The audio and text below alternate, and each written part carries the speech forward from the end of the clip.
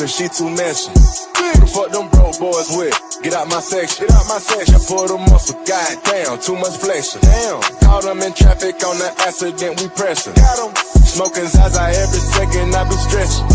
If they ain't tryna beat them, fuck it. Won't you stretch them? Do that. They wipe his nose for that tissue. God bless them. Wipe it. I dropped the 4 perp. I call that shit Chris Webber. Drink. They wipe his nose for that tissue. God bless them. Wipe it. I dropped the 4 perp. I call that shit Chris Webber. Drink. I'm the huncho, bitch. I'm about my cheddar. Little hoe keep going outside. Little bitch do better. Bitch. She want me to hit it. Put my blicky on the dresser. Got it. Feeling free and just like Elon parked a Tesla. You ain't got no motion. You can't stand up in my session. I said Carisha, please, cause she too messy. Bitch, fuck my dog behind my back, but I ain't stressing. You wanted the game, you should've just said it. We would've blessed it. Now shit got messy.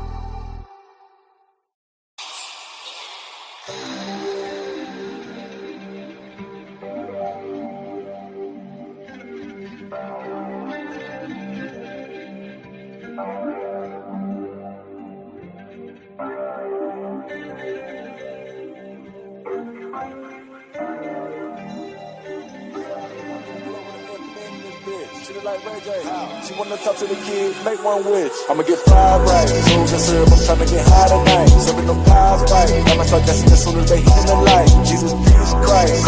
With your geek like me. Do you like Miley Cyrus? Or you like Virgil White? I done been jumping off when you been talking Adidas. I earned my stripes. Over the gang and robbing the family, whether they wrong or right. With the cash transaction, no one can be a swipe. Carry my chest as a kid, I keep my pipe to protect my life, but know my right. I must be a pro like a nigga I front to. Look at she bad, she working at Onyx. I gave her a sack full of money, she bought the shit back and it came with something. Better that demons running. That little bit of 392, it ain't nothing. She fought with a ball, she upgraded from her last nigga, said he want none. Her nigga ain't seen no money. Fresh out the trap, we stepping and gunning. Meet me at Coca, meet me at Boy. Nigga want smoke or beef, we coming. These big boy toys, they gorgeous. All these gorgeous girls want it. I be ignoring them, they be ignoring me. I be ignoring them, it's like we fucking. Fuck your mans, no she can't answer the phone. She outside, she getting that bag on her own. No, I'm not alone, cause I came with the fire. I'm still gon' put it on, and my bitch match my vibe. The way the load drop, she might think it's out the sky. I'm standing on business, and she standing on mine.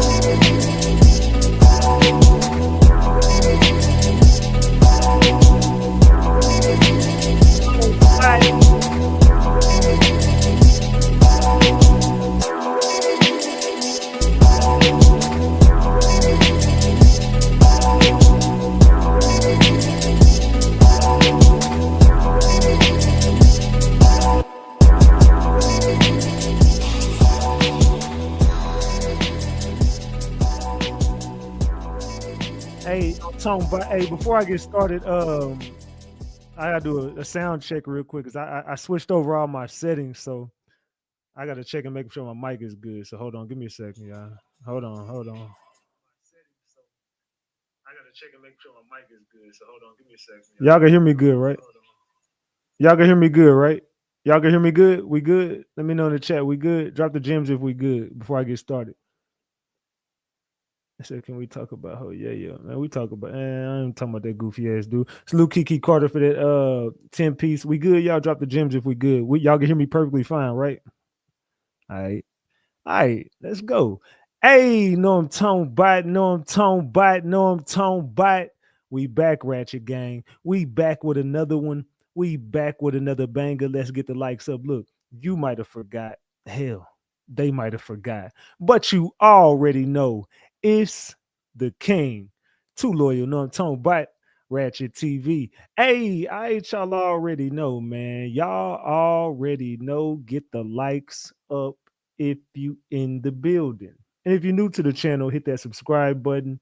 Tap that notification bell so you can get the drop whenever I drop. All right, so boom.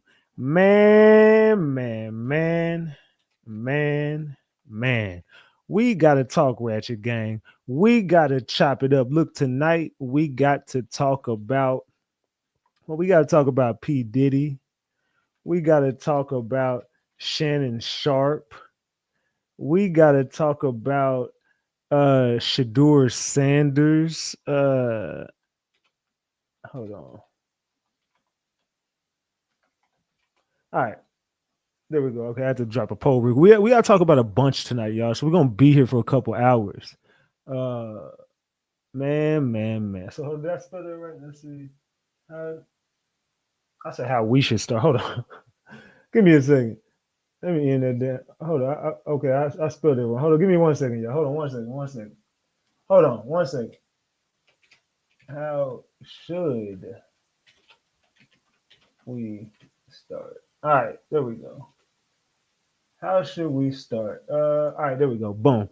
How should we start tonight, y'all? Should we start with P. Diddy, Shannon Sharpe, Shedeur Sanders? I ain't gonna lie. We got a nice dosage of Diddy. We got a heavy load of pause. No Diddy. We got a heavy dose, not load, Shannon Sharpe, but we got a nice dose of Shannon Sharpe as well. We got a lot of Shannon Sharpe content tonight. We got a handful of Shador Sanders. I want to talk about all three subjects tonight because it's a subject. It's three subjects that I think that we all should be discussing. Salute to Kiki Carter for that 20-piece McKnight. I think I said 10-piece, but that was a 20-piece. Salute to Kiki Carter for that 20-piece. Salute to Capri for that 20-piece. Says good evening, gang, King, and to all my mod family. I'm here with the support and my puppy child support. Let's get comfortable and get the likes up. Salute to you as well for that 20-piece McNugget. You know, child support is due. Child support is due, y'all. Close the doors. Close the doors. Close the doors. Salute to Tracy fine ass for that membership. I appreciate you. Salute. Diane Peters, thank you for gifting those 5 memberships. Salute. I appreciate that. CC Love, thank you for the membership. I appreciate you as well. You know what I'm talking about? Well, yeah, we got a lot to talk about tonight, so I want everybody in this building to go ahead and vote on that poll. Also, not only do you vote on the poll, but I need y'all to go ahead and get the likes up as well. If you just entered the building, make sure you get the likes up. You know what I'm talking about? I appreciate all the love and support. We got $40 on the screen. $40. We got $40 on the screen. We got 6 new members. We got 331 likes with 715 people in here. Well, y'all know those numbers ain't gonna cut it. There's more people coming to the live. We need more likes to get in the building. Let's get this trending down the algorithm. Salute to CC Love for that 25-piece McNugget. I appreciate you. Salute. All right. So I asked y'all a question. Oh, damn, it's tied with Diddy and Shador Sanders. Okay, we got Diddy leading the way. Oh, no, Diddy whooping their ass right now. Everybody vote on that poll so we can get this live started. But Diddy is definitely leading the way, and it's looking like Shannon Sharpe is in second. I ain't gonna lie, how I got it set up, I'll wait till we get like 300 or 400 votes to tell y'all how I got it set up. Because I think I know how y'all be liking the content now. So I think I got it set up right. So far, how I'm looking, I got it set up perfectly fine. But those last two they're neck and neck. No Diddy, they neck and neck. I was going to say Shannon Sharpe and Shador Sanders are neck and neck right now. So make sure y'all vote on that poll, man. How do y'all want to start this live? We got to talk about P. Diddy. It's been a lot going on with Diddy, man. Have y'all heard the news about Diddy? They say Diddy is about to plead insanity. I've been hearing word that Diddy might end up getting bail. I've been hearing a lot of crazy rumors coming out with this P. Diddy situation. I don't know what the fuck is going on with Diddy. I'm gonna be real. I don't know what is going on with P. Diddy, man. That dude is losing his mind. Well, obviously he didn't lost his mind, and that's why he did what he did. And he's saying, look, bro, now it's looking like he damn near saying, look, I did this stuff, but you can't really hold that against me because I was fucked up when it happened. So, I mean, Diddy, you can't make this shit up at this point. Hold on, move these damn Nutter Butters out the way. By the way, y'all, I know we was talking about them damn Nutter Butter cookies last time I was live. Man, I've been hooked on them damn cookies. Now I'm talking about me and my damn dogs, me, Vasilis, and Diamond, been killing them damn cookies. Salute to Diane Peters for the whole 50-piece McNugget. I appreciate that. Salute, salute, salute. Got $122 on the screen. I appreciate that. We need 16 more likes to get to 400 likes, y'all. Let's go. Let's go. Thank you, Paul, for the 5-piece McNugget. I appreciate that. Salute, salute. Salute. Diane Peters threw a whole 50-piece up. Salute, though, man. All right. So let me go back over here and see how I'm trying to wait till we get like 1,000 people in here so I can get ready to start this live. We almost there. We almost got 300 votes. It's looking like P. Diddy is leading the way. It's looking like Shador Sanders is going to be second. Hold on. No. Oh, shit. Shannon Sharpe just took second place. And then Shador Sanders is in third place. Now, when I get 100 more votes, I'm going to tell y'all how I got the live set up. So it's looking like, I ain't going to lie, but those last two are so fucking close. Yeah, make sure you vote on the poll so we can get your content that you want in whatever order you want it in. It's y'all show, however y'all decide is how it's going to be. So, I need 80 more people to vote. 80 more people vote on that poll. Let's go. Come on, y'all. As you come into the live, hit the like button and vote on the poll. I mean, what else is you here for? I mean, you're here for the content, right? Let's go, gang. Let's get the likes up. Let's go, man. We back. We back on the content. We not trolling. We're not being funny and goofy. Well, we're gonna be funny and goofy, but we're not with none of the craziness tonight. We ain't talking about the Mo 3 stuff. We ain't talking about the Go Yayo. We talking about some actual good content tonight. We're gonna get into these videos. We got a lot to talk about, so it's gonna get loose tonight. If you look on my screen and you see that thumbnail, you see we got P. Diddy, you see we got Shador Sanders, Shannon Sharpe, and his bunny of snow.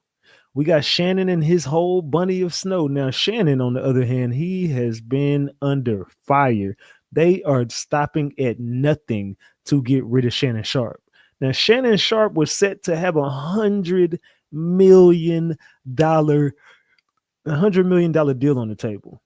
He was about to have $100 million deal on the table. Lock the doors and vote on the poll. Close the doors and lock them. Close them and lock them. So it's looking like those deals are now at a screeching halt. Shannon Sharpe is not going to get that deal from what I'm being told. From what I'm being told, he ain't going to get that deal. Kimberly Hanson, salute. I ain't seen you in a minute. Salute, salute, salute. Yeah, his whole bunny of snow. A bunny floating around in the snow. Just slithering around in the snow. Just a bunny just hopping and slithering. Let's keep it a big buck. All right. Also, we got to speak about Shedeur Sanders. Shedeur Sanders. Now, this is a reason why I want to touch the Shedeur Sanders topic.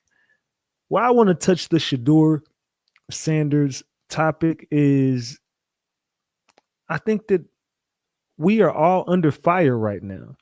Now, whether you feel like somebody did what they did or got what they deserved or whatever, it doesn't change the fact that we are the only people being held accountable for the alleged things that we've done, right? So, and what I mean by that, some people would say, whatever happened to Hugh Hefner? I mean, of course, he's not here anymore, but why was he never under fire like P. Diddy? Why are these other people, why didn't they make a big deal out of Harvey Weinstein like they did? I mean, he got what he got, but there wasn't an uproar and a humiliation ritual and all these accusations. You just heard about it and then whatever. You hear about things and they kind of just go away. They might get sentenced to something, but they don't have a whole sector of people that are coming after them with videos. I mean, just be real. You don't see a whole bunch of Harvey Weinstein videos going around. Then you get people who associate themselves with these people and get real close, tight-knit groups. Like some of us might go over to the other side. Like, can you name? I'm trying to see if I'm making sense. Can you name somebody who went over to the other side and they accusations kind of got swept under the rug, even if we don't know if they did what they did? Can you name somebody? Can you name somebody? Salute to Assassin for that 20-piece McNugget. Says salute game. Shannon fell victim to a simulation. He got his Negro wake-up call. Salute. I appreciate that 20-piece McNugget. Salute, salute, salute. Also, Lee, thank you for that 5-piece McNugget. Salute. We got 147 on the screen. We got 1,000 people in here, 456 likes, and 400 votes on that poll. Okay, how I got the live set up, it's in perfect formation right now. I got it Diddy first, I got it Shannon Sharpe second, and I got Shedeur Sanders. We're gonna leave it off with Shedeur Sanders, and I think it's perfect that way because, like I said, Shedeur Sanders is kind of that dude ain't never been in any trouble. The dude has never did anything wrong to anybody. Now, I also have been one to say, why is Deion Sanders under fire when Archie Manning did the exact same thing that Deion Sanders is doing? Let's keep it a big buck. We watched a couple of YT quarterbacks get to handpick where they was going. They daddy was definitely saying they're not playing there. They're gonna play here. They're gonna do whatever I said do type ish. And it was never an issue. Oh my God, that's a great fathership. That's just leadership. That's dedication. That's showing your son's true support. And then when Deion Sanders says it, it's, oh my God, he is ruining his son's legacy. Look at his son saying he's legendary. His arm isn't that good. He's really not a good leader. He's cocky. He's arrogant. So I said, how much was Deion new contract? Hey, look, man, Deion. I said, was Shannon at those Diddy parties? Shannon been shaking his ass in a lot of places. I mean, is really giving Terry Crews. Shannon is really giving Terry Crews right now. I think he's like the fucking 2025 version of Terry Crews and white chicks. That's just my opinion. But thank you for the 5-piece jelly bean. Salute. Hot Boy Osama, thank you for the 25-piece McNugget. It says this conversation needs to be had, built to ass. Yeah, you already know how we get down, man. We definitely got to have these tough conversations. You know, there's a tough conversation about Diddy. You know, did he do it? Did he not do it? What is going on with the diddler? I mean, it's a lot. I mean, I'm still in awe. I'm at a loss for words. Thank you, Deanna, for being a member for 8 months. Drop them flowers for Deanna. I'm still at a loss for words as to why is P. Diddy the only person in a criminal organization? What happened to Harv Pierre? What happened to K. Coram? What happened to, well, we all know what happened to Leor Cohen. We all know what happened to UMG, Universal Music Group. We all know what happened to the other people. So we're just going to leave them alone because we know they was never going down with Diddy anyway. But my point is, you said a lot of people aided and abetted. What happened to those, his drug mule? What happened to the maids that were cleaning up the messes and not saying nothing? What happened to the whole criminal organization that was Bad Boy? There wasn't a whole criminal organization. Snuggles Raylo, thank you for the 2-piece or 150. Thank you. I appreciate that. Salute. Why is Diddy the only person going to trial on May 5th? Thank you, Reese Cup, for the 20-piece. Salute, gang and Ratchet TV. Let's get lit and have an awesome live. Salute, salute, salute. They said they're cooperating. That ain't my point. And you're right. And don't get me wrong. You're right. Trust me, you're right. They are cooperating. But my point is, why were they never arrested? How can you have a criminal organization with only one person? How can this be a RICO if there's only one arrest? Even if, you see, I'm no dummy. I know how RICOs work. A RICO works like this. You get a gang, a criminal organization, an enterprise, whatever you want to call them. You arrest everybody. You go do a sweep. You pick up everybody. Then once you start laying the dominoes on the table, then you start making deals. You understand that, right? That's how a RICO works. This ain't no fucking RICO. This is one man that's going down as an army. I'm not saying I'm with Diddy or against him. I'm just saying I don't think it's right that he's the only person that's locked up for all of these crimes, because you got a whole bunch of people who are worded. Now, if you are worded a girl, and if you did all these things, you should not get let off the hook just because you're cooperating. I still think even when 6ix9ine snitched on the whole set, You still see everybody got locked up in the RICO, and 6ix9ine even did a couple years. They didn't let him off the hook just because he snitched.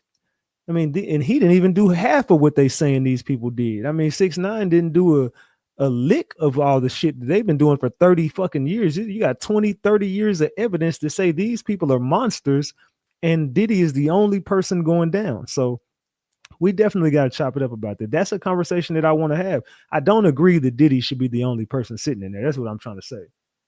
I don't agree with that. Not even a little bit. Salute to Assassin says, Salute King, need you to remain safe while articulating truth, saving our village. I'm a call away warrior. Free the land.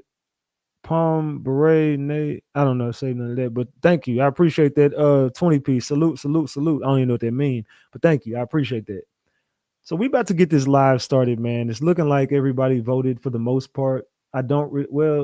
Shannon Sharpe and Shedeur are still close, so I'll be looking at those two to see by the time I'm done with the Diddy content to see where that stands. But make sure y'all continue to vote on that poll. We almost at 500 votes, so it's about time to get ready to start this live. We almost at 500 likes as well. We got 495 likes and 500 votes on the poll. So come on, let's get the likes up. Let's get the votes up. We finna get started. Y'all ready? Y'all ready to get this live started, man? We gotta have some conversations tonight because it's time for us to take our personal feelings out of this, and it's time for us to start being logical, right?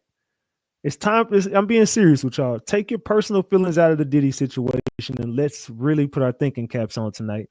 Take your personal feelings out of the Shannon Sharpe situation and put your thinking caps on tonight.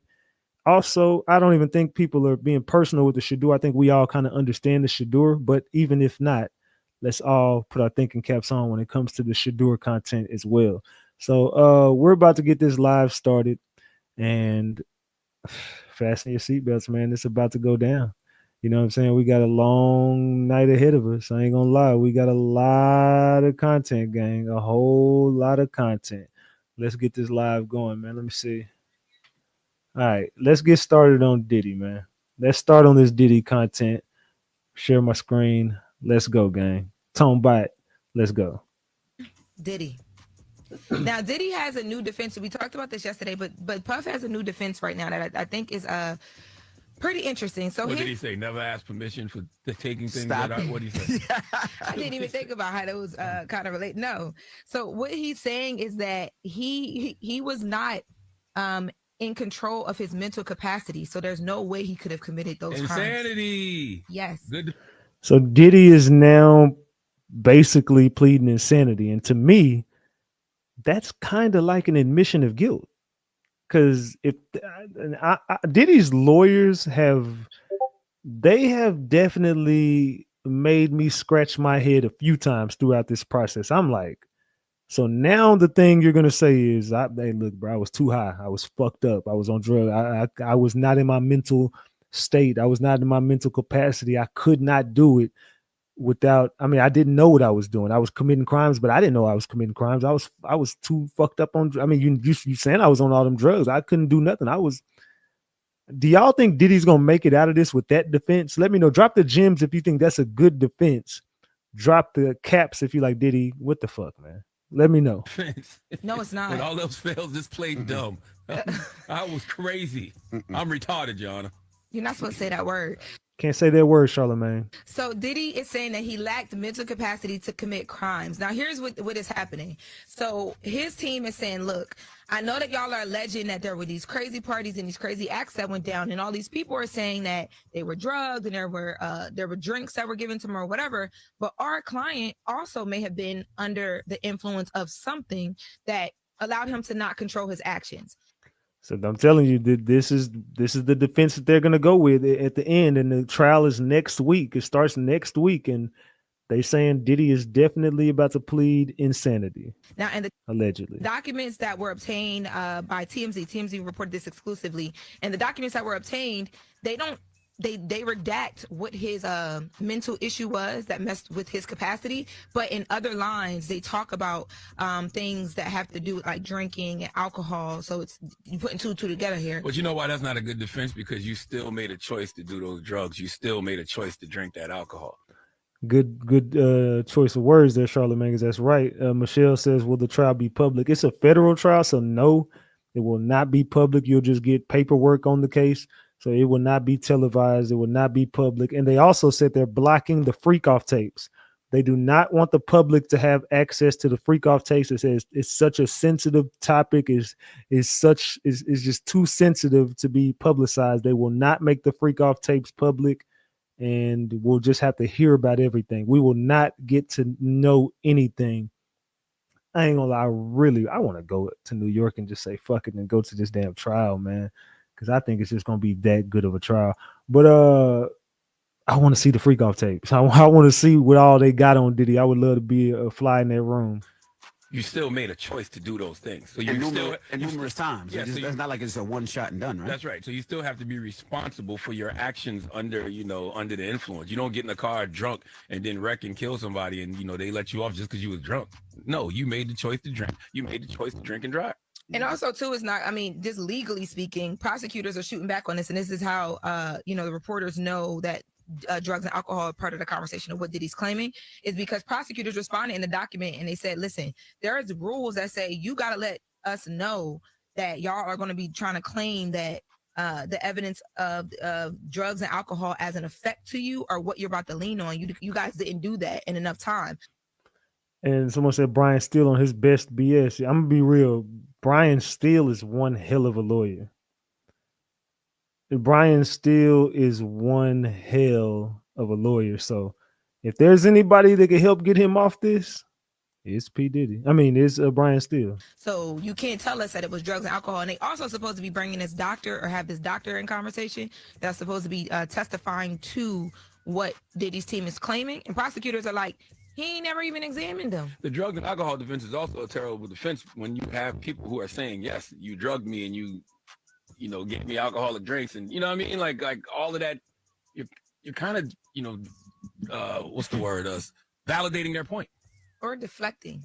Not even deflecting. You're validating what they said about you. If you said, hey, he drugged me, he gave me drugs, and it's then like took it was advantage already of me. there. Yes. So you're saying, oh yeah, I was taking those same drugs and I was on that alcohol too. So I was out of it. Yes, we were all out of it together. I don't know, Diddy. I didn't seen crazier things work. Let's be real. We I ain't gonna say we all, but a lot of us thought Young Thug wasn't gonna make it up out of the shit that he made it up out of. But Young Thug definitely came out on top. So, hey, we've seen crazier things. I don't know if this is gonna work, but we gonna see. I just think it's pretty much you dry snitching on yourself.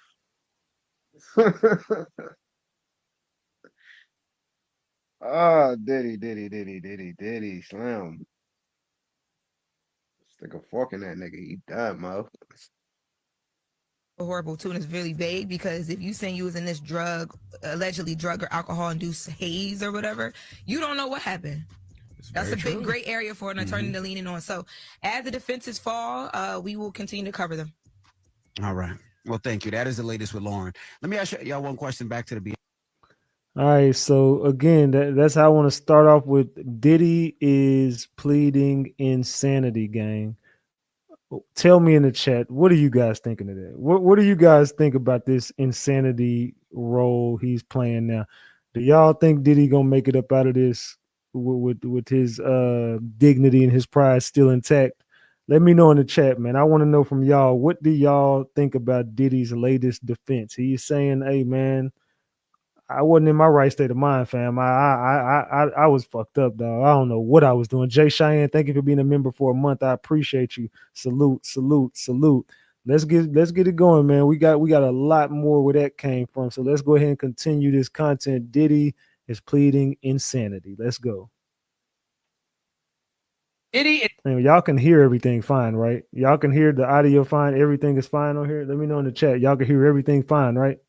is freaking out Patriots because the feds have dropped new cases on him right before the main case. Patriots, check in. This is Secret Service Sam, president of TikTok and the #1 comedy journalist here on the interwebs.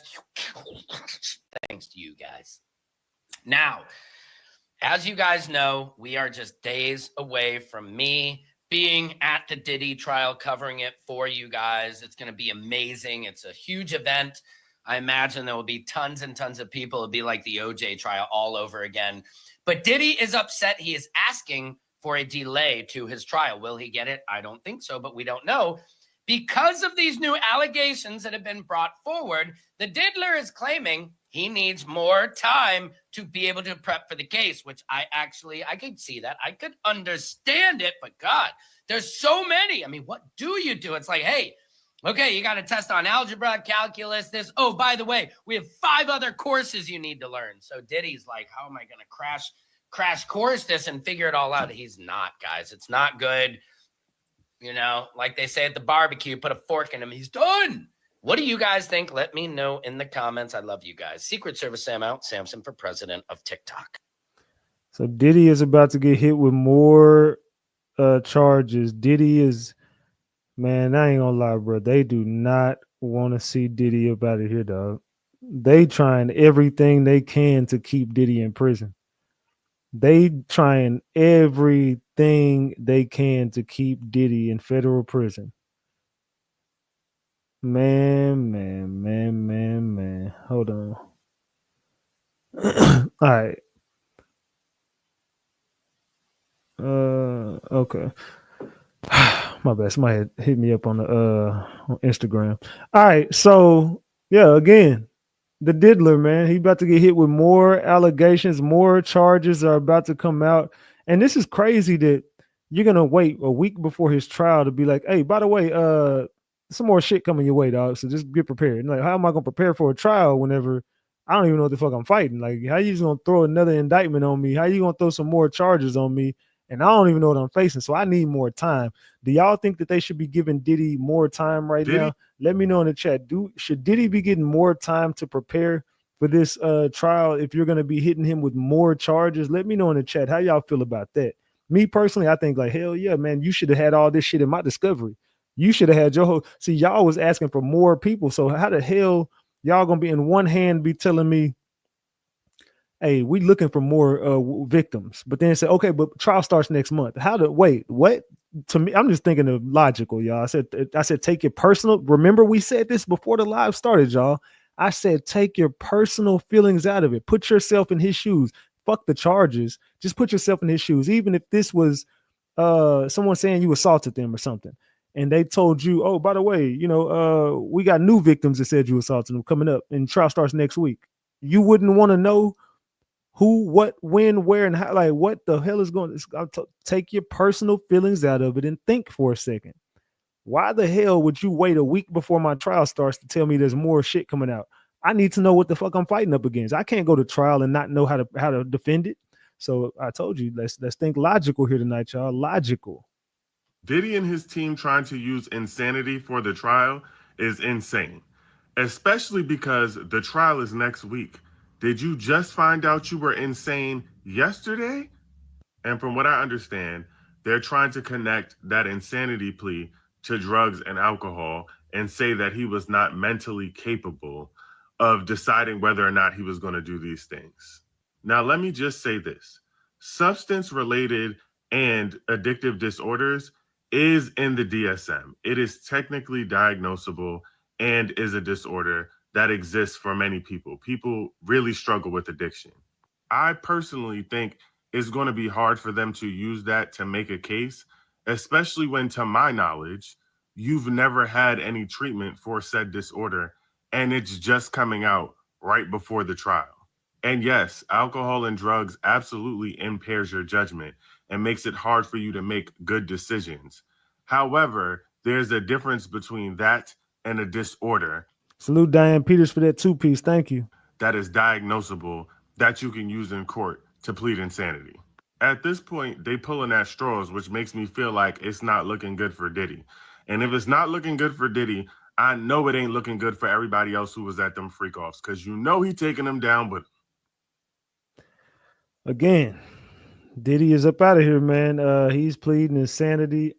I personally think, and this is just me, I'm just thinking logical here.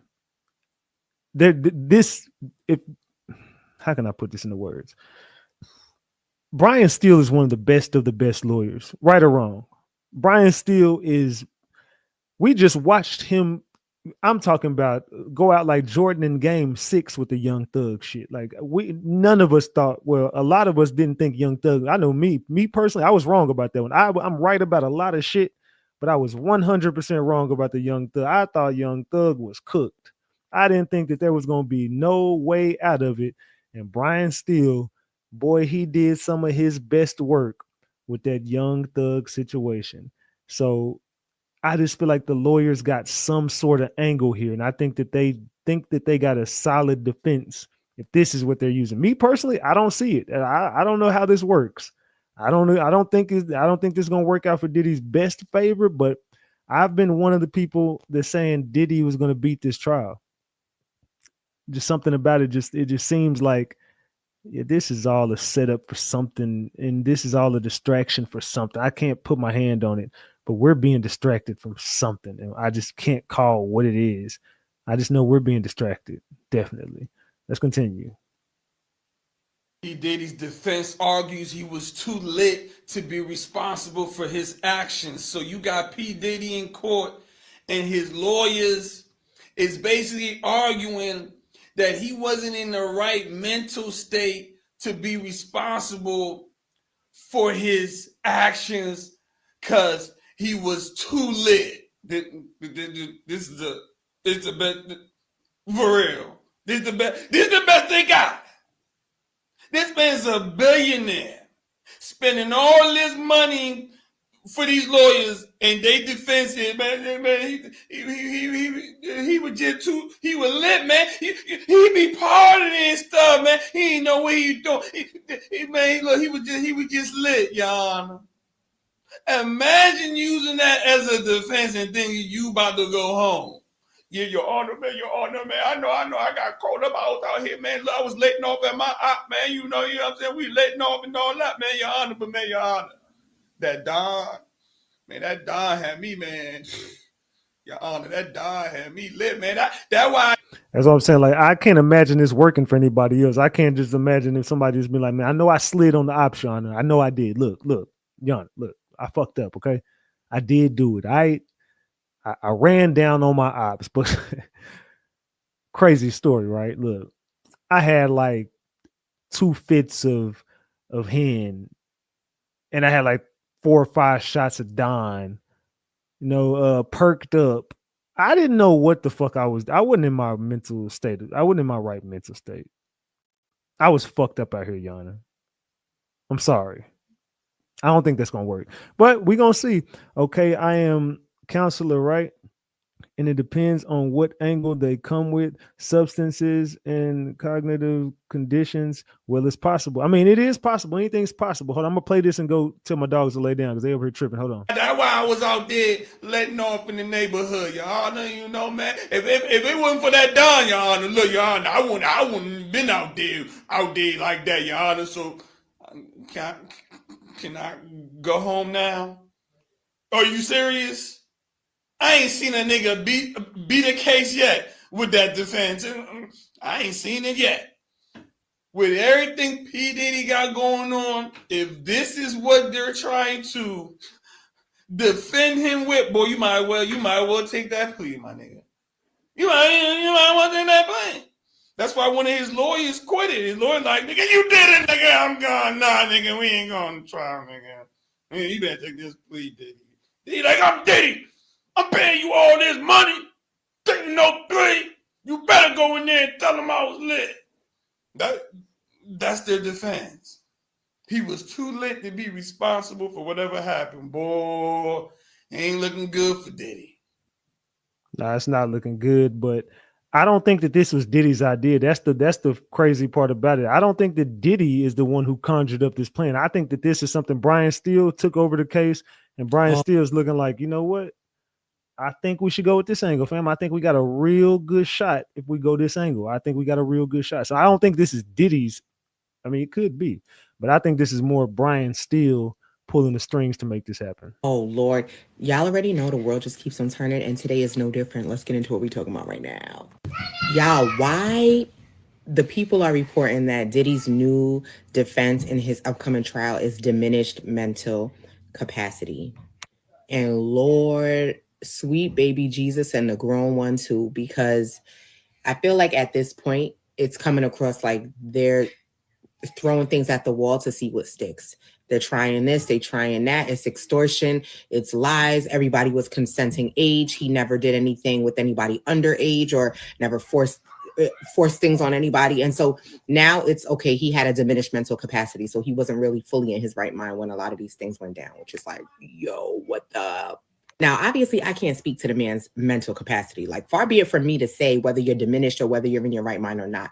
What I will say is, I think another thing that's coming up with the defense is the idea that he has been struggling with substance abuse. And while that is an actual disorder that is diagnosable, right?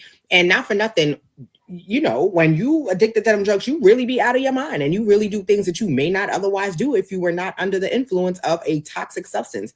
But I would assume that they then have to prove this history of substance abuse, right? Because substance use and is a disorder that's diagnosable in the DSM, like in real life. And again, it does have the ability to diminish your mental capacity, specifically alcohol. And so don't they have to prove this? I mean, it is a court of law after all. So I would imagine they would have to prove something that he's been diagnosed with this in the past, very much something.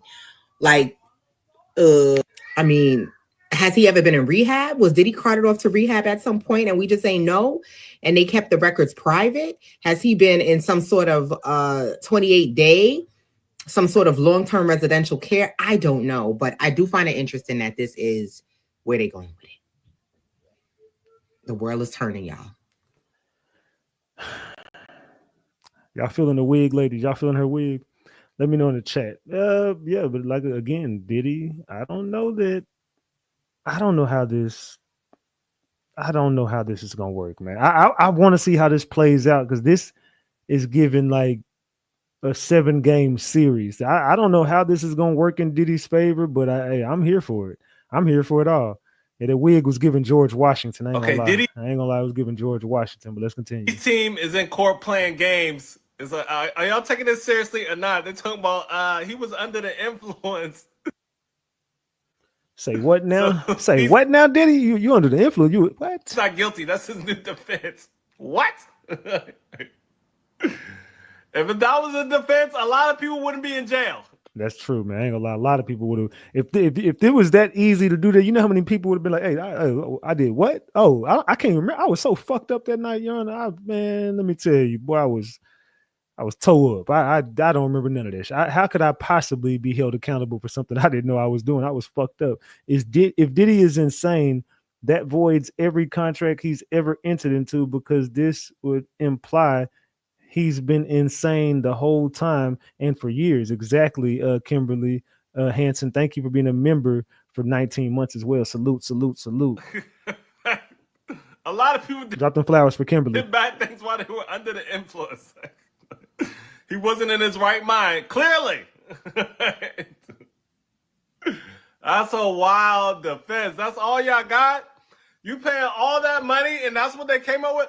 If they would have came out with me, came at me like that, I would have gone Diddy. What the hell is wrong with y'all? I'm smacking everybody. That's all y'all got. We gonna go with everybody was under the influence, so it don't matter what the crimes I did, because everybody was just out of it, right? What? That's in a real court document. He going to jail. Mace voice. He going to jail. That nigga said he going to jail, man. What is going on? Didn't he just get A$AP Rocky's lawyer or somebody? Who'd he just get? I don't know. I might go to law school now. That's all it takes. Y'all come up with. He didn't really mean that. You know, he was off the tequila. Yeah, I ain't gonna lie, bro. If it was that easy to get off of some damn charges, bro, everybody would have went with that shit. I ain't gonna lie. Everybody would have went with that shit. Salute to Hot Boy Osama for that 25 piece. It says, "Hear me. Big homie, as a black man, we are not open about our trauma. Black people suppress our emotions. That is a good angle to approach. I see it a lot in courts. Now, I don't think it's bad because I think the Diddy ain't got nothing to lose right now. You didn't take the plea deal. I could only imagine what the plea deal was. So if Diddy didn't take the plea deal, you gotta only think. Like I said, we gotta think logical tonight. So if Diddy did not take the plea deal, it seems like they might have offered him like 20, 30 years. You see what I'm saying? They might have gave him an offer he had to refuse. I mean, fuck it. If I'm gonna do 20 years, and let me see, how old is Diddy? Diddy got to be 50 something. How old is Diddy? Diddy age. Diddy is 55 years old, damn near 60 years old. So if you give me 20, 25 years right now, I'll be out of jail when I'm 70, 65, 70 years old. I don't want to take that, man. I'm going to just take my chances in trial. So you got to think that he did not want to take the plea deal. They probably offered him some crazy shit and some football numbers. So if I'm saying no to the 25, 30, then I'm just going to take my chances in court and get sentenced to the fucking 30, 40 years. Fuck it. I mean, I'm fucked regardless. I mean, I'm out of here. Either way it go, I'm out of here. So I got to just try anything. And it ain't a bad defense because I don't think he got nothing to lose. I think that they're going to try to hang him regardless, whether he gets found guilty or whether he takes the plea deal. Either way, they're going to try to hang him. Let's continue. In that Los Angeles courtroom heard in shock when the defense attorney mentioned allegations that Christian Combs targeted underage guests at so-called freak-offs. And you could feel the room change. The tension was electric. Photographers snapped away as Christian pushed his chair back, his face drained, and simply walked out. Just like that. No little wave, no soft apology. He stormed right past his own legal team and vanished behind the exit doors. It was the kind of moment journalists live for, and it came down to one explosive revelation in that hearing. Accusations involving minors at those wild yacht parties. Christian's sudden departure wasn't about him running away from court. It was about damage control, because once that attorney floated the idea that children were brought to those performances, the story got darker than any of the previous press releases. Yeah, I ain't hear about that raid. I only heard about the, the LA and Miami raid. But you feel like the feds, they released that video over King Combs' comments. Oh man, I've worked in law enforcement for 27 years, and I had the opportunity to see HIDA. It's a place, whereas they have the state, the feds, the NYPD, the Department of Corrections, and the state police. Yo, this place could be half of a basketball court. That's where they just got lines of computers with officers of all different people and officers just on the internet. Whoever's over that case, whoever's working that case, don't you know they saw that and took it to their boss? So Christian Combs, his allegations are starting to get up in here too. And if you notice, he has not been back to court since his name has been brought up. I don't know if y'all believe that or not, but Christian Combs hasn't been to court. They say he has not been attending any of Diddy's court dates, and he has vanished. Also, neither one of the sons has been there. Let's continue. Me and my dog, me and my son right here, firstborn. His name is Bailey. Look at him. Who's your daddy? Especially the girls. You know. Girls. It was embarrassing. Did you dye your dog? What the hell is it? It was impossible not to me and my dog, me and my son right here, firstborn. Everyone wanted to be around. His name is Bailey. It exhausted him. Look at him. People just Who's your daddy? Especially the girls. You know. Girls. It was embarrassing. It's hard just to get him to call somebody. He like, it's too much work. So happy birthday, Christian. Thank you everybody for coming and cheers. Don't stop. 27.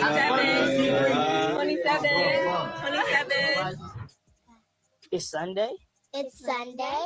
We don't got no job. We don't got no job. And we don't got nothing to do. And we ain't got nothing to do. Y'all can do that together.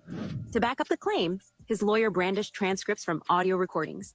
Those clips, recorded by a producer in a makeshift yacht studio, capture a young woman named Grace Umar K, rejecting advances that she says turned violent after tequila shots she believes were spiked. Grace was hired as a steward on a yacht Sean Diddy Combs chartered in late December 2022. She thought she'd be serving dinner and drinks on a family trip. Instead, she describes nonstop partying, a rotating cast of suspected sex workers, and cocktails that made people collapse after a single sip. So I think we know what his defense is going to be, right?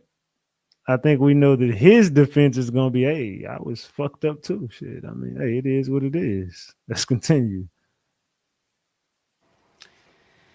Hello, Patriots. Well, first off, I want to thank all of my loyal followers. You are making my dream come true of one day being able to be a stand-up comedian. But for now, I have to reside as a Secret Service security agent, as I have been for the last 25 years. Today's tea on the ditty is going to spill, and it ain't pretty, because it involves a celebrity who's some people's favorites, a family. And a lot of you people on here have been saying, Sam, why aren't you exposing the white celebrities? Well, get your popcorn ready, TikTok.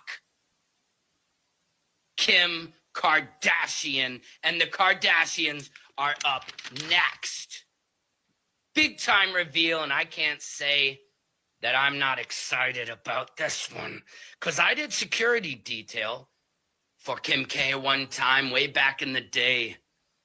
And she told me I smelled. She said my breath smelled. She said, did you shower? Are you clean? And I said, I shower twice a day, ma'am. In the ROTC, they made us shower twice a day. So how dare you call me dirty?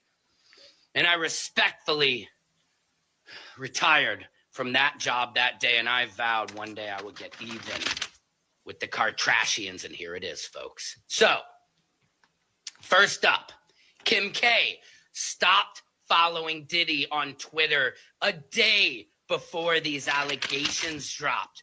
Thought you guys were best friends, Kim K. Did you guys know that her and her family have been trying to distance themselves, because we all know they're tied into this, right? But they're high profile witches. Kim Kardashian, Khloe, Courtney, Kendall, what is the other ones? I don't even, the Jenners, Kendall Jenner. There's another, I don't know. Fuck, there's a couple of them witches. But the head witch will be Kris Jenner. She done pimped her daughters out so many times and whoopty, allegedly. But yeah, Kris Jenner's the head. She's a head witch. And she's also got her daughters to do a lot of witchcraft in this industry. Let's continue. What are you hiding, Kim K, is my question. There's rumors swirling around TikTok that she potentially brought people to these parties. Sounds a little bit incriminating, Kim K. Not sure if you guys also saw the video of Khloe Kardashian. It was an episode from Keeping Up with the Kardashians, which I'm proud to say I've never watched one episode of that trash ever, and I never will. But I'll be real, I ain't never seen that damn show either. I done seen clips of shit on the internet, but I have never watched the episode of the Kardashians.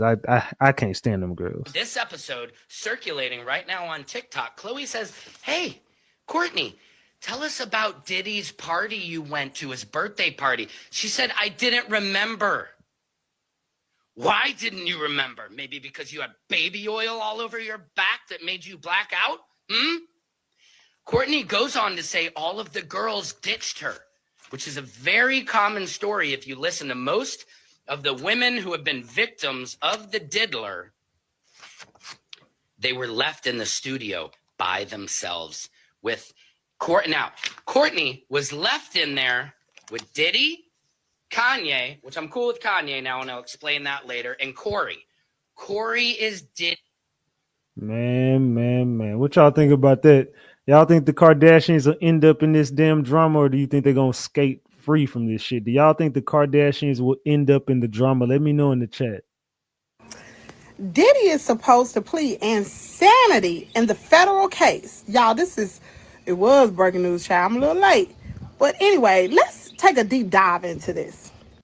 Now, Sean Diddy Combs is gearing up for a dramatic defense strategy in his looming federal trial. arguing that he was mentally incapable of committing the alleged crimes due to heavy drug and alcohol use. According to newly filed court documents, part of the Diddy's legal team strategy involves having a doctor, a Columbia University professor, to testify about the music mogul's mental state. However, federal prosecutors are pushing back hard against the move, calling it irrelevant and improper. Child, I agree. Now, the federal indictment accuses Diddy of not only committing a string of violent and coercive acts, but of allegedly dragging his victims into submission during the so-called freak offs. Y'all don't forget about that baby oil, honey. Now the defense appears to be arguing that Diddy himself may have been in an altered, impaired state when these incidents occurred. Child, we all know even the baby oil that they talked about allegedly was laced with something. So he was not that ain't no excuse. He knew what he was doing, honey, and I hope the judge don't fall for it. Now, the judge overseeing the case has yet to rule on whether defense's witnesses will be allowed to testify. With the trial just 1 week away, the courtroom drama is rapidly intensifying. Child, despite everything that's going on with this trial, I guarantee this is going to be by far one of the most talked about cases, which it already has been. I cannot wait until next week to find out what is going to take place. Anyway, make sure y'all stay tuned to Kimmy's World so y'all can get the top of the news. Drop down in the comment area. Let me know what you think about the whole situation. And like I always say, hear it here first, where Kimmy's World is your world. All right, so let's continue, man. Like I said, that boy Diddy is about to reach in his bag of tricks. Diddy said, fuck it, he ain't got nothing else to lose. Just Man. when you think you've heard it all, someone manages to bring something to the table that totally blows my mind yet again. Salute to Paul for the 2 pieces. Could Diddy end up in a mental institute? I think maybe shit. If he's saying he was crazy, but I mean he ain't on drugs no more, so I think he might be in his right state of mind now. So maybe not. I don't know. Good question though. Guys, I was on a phone call with a buddy of mine who's in the music industry and has been for over 40 years. Top executive, top dog. Very well connected, very well plugged in to a lot of big sources. And this brother just told me something that blew my mind. He told me that Prince, who was a friend of this guy, was about to expose a lot of big artists, musicians, and executives in the entertainment industry that were doing a bunch of very sinister, dark shit. One of whom was Diddy. Yes, according to this friend, Prince was going to expose Diddy and a bunch of other people. Right. Do y'all believe that? Do y'all believe that Prince was about to expose Diddy right before he was taken out? Because we all know that they took Prince out. Do y'all believe that Prince was about to expose the diddler before they got to him? Let me know in the chat. Expose Diddy and a bunch of other people right before he passed. And they're saying that this is the alleged reason why he's truly gone. He was about to expose people. Once he found out about this, there was no stopping it. He was livid, he was hurt, and he was determined to expose these people. Check this little clip out. Before he died, but I've heard rumors that he also wanted to expose how Diddy was in bed with the same people that exploit artists. Well, unfortunately, people like Prince, they always end up dead for exposing such things. Yeah, guys, this brings a whole different perspective into play in which I never even knew existed, guys. I need you guys to get in the comments and let me know if you think this was true, that this was possible, that Prince was about to expose a lot of big people, including Jay-Z. Let's talk about this. Hey guys, if you guys are serious, they said that he was not only about to expose Diddy, he was going to expose Jay-Z and the people that all of them were in bed with. I think there's a possible truth to that, because Prince was definitely talking a lot before he died. Before Prince died, he was definitely doing a lot of stuff that they didn't want him to do. I'm not 100% sure of this, but someone I know. Now listen to Vlad talk about Diddy. Listen to Vlad. Who, if you watch Vlad TV, you've seen this person on my show. It could be anybody. Had a contact with the feds. Somebody that was on his show has a contact with the feds. And someone at the feds told him that Diddy's getting bail. Told Vlad that Diddy was gonna get bail. Someone very close to this situation told Vlad. Now, do y'all believe Vlad's information? Vlad is one of them people. So, I mean, you know what I'm saying? We know Vlad definitely got some connects. So somebody told Vlad Diddy was getting bail. Really? Yeah. They said it was Gene. Who do y'all think told him? Who do y'all think told him that has a close connection with the feds? Someone from the federal system told someone I know that Diddy's getting bail. All right, well, I'm not 100% sure of this. It's probably Stevie J. Someone I know who, if you watch Vlad TV, you've seen this person on my show. It could be anybody. Had a contact with the feds, and someone at the feds told him Do y'all believe this? that Diddy's getting bail. Really? Yeah. Do y'all believe that Diddy is possibly getting bail? What do y'all think? Somebody said Reggie Wright. I see Gene Deal. I see Corey Gamble. I don't remember Corey Gamble being on there. They say Whack 100. Well, I believe it could be probably Whack. They said Boosie. Nah, Boosie ain't got no damn connects in no feds. They say Whack 100. They say he is Fed TV. They say it's possibly. I don't know, man. Who do y'all think told him? I see Whack 100. I see Whack 100 a few times. Man. They said which show, Vlad? All of this. Yeah, I ain't gonna lie. Who the fuck knows, man? Vlad, you talk to so many damn federal agents in the industry. I don't know who the fuck could have gave you that information. Beats the hell out of me. Who the hell do we know that could have gave you that information? Diddy is pretty much admitting to his crimes because he's going to be pleading insanity while at trial, saying that he was not coherent enough to really understand what he was doing, that he was too high on drugs, that he did not know what he was doing was bad. Diddy's team found some shady professor from Columbia University who's willing to go and testify and say that Diddy was on so many drugs that he was pretty much incapacitated. They are acknowledging that Diddy provided these substances at his freak-offs, but they're saying now the defense appears to be arguing that Diddy himself may have been altered in an impaired state, obviously, when these incidents occurred, raising the question on whether he could form intent necessary for this to be a crime, which sounds like BS to me. Like, oh yeah, Diddy was too effed up that he couldn't even realize what he was doing was illegal.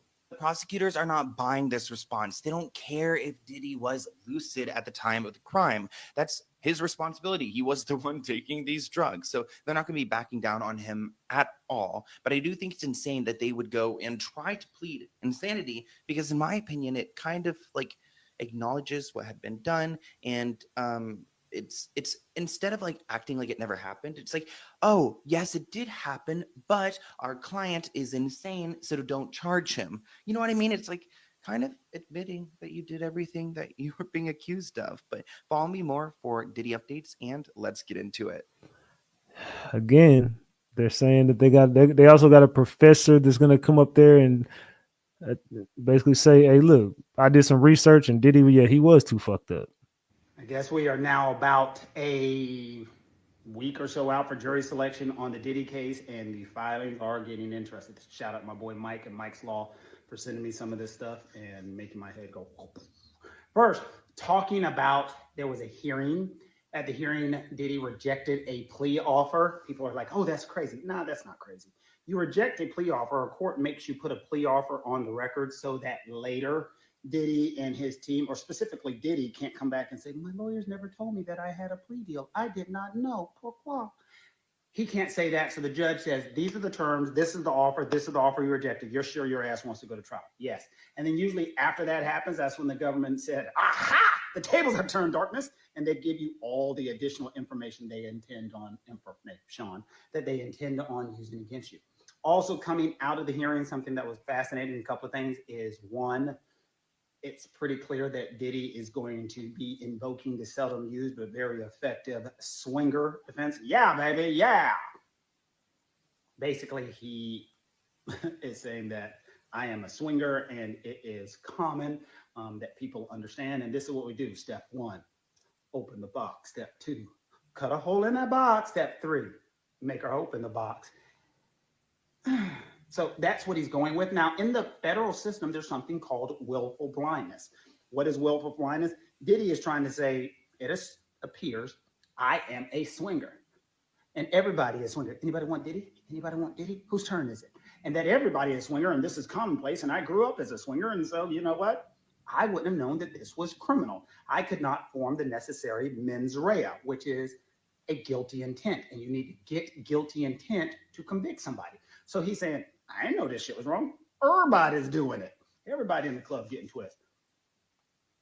The problem with that logic is in the federal system, as mentioned a couple of seconds ago, there's something called willful blindness, that the government can say, you cannot stick your head in the sand. You cannot say that I did not know. You cannot say that I did not know these things were a crime. The best example is if there is a woman and she lives with a drug dealer, but has never seen him do drugs, but he doesn't go to work and they have this amazing lifestyle and there's always tons of cash around, the government can say, you may not have seen him do drugs or you may not have done drugs yourself, but you should have known. And that's probably what's going to happen with Diddy, which takes it to another step. There's been filings that's coming out that it appears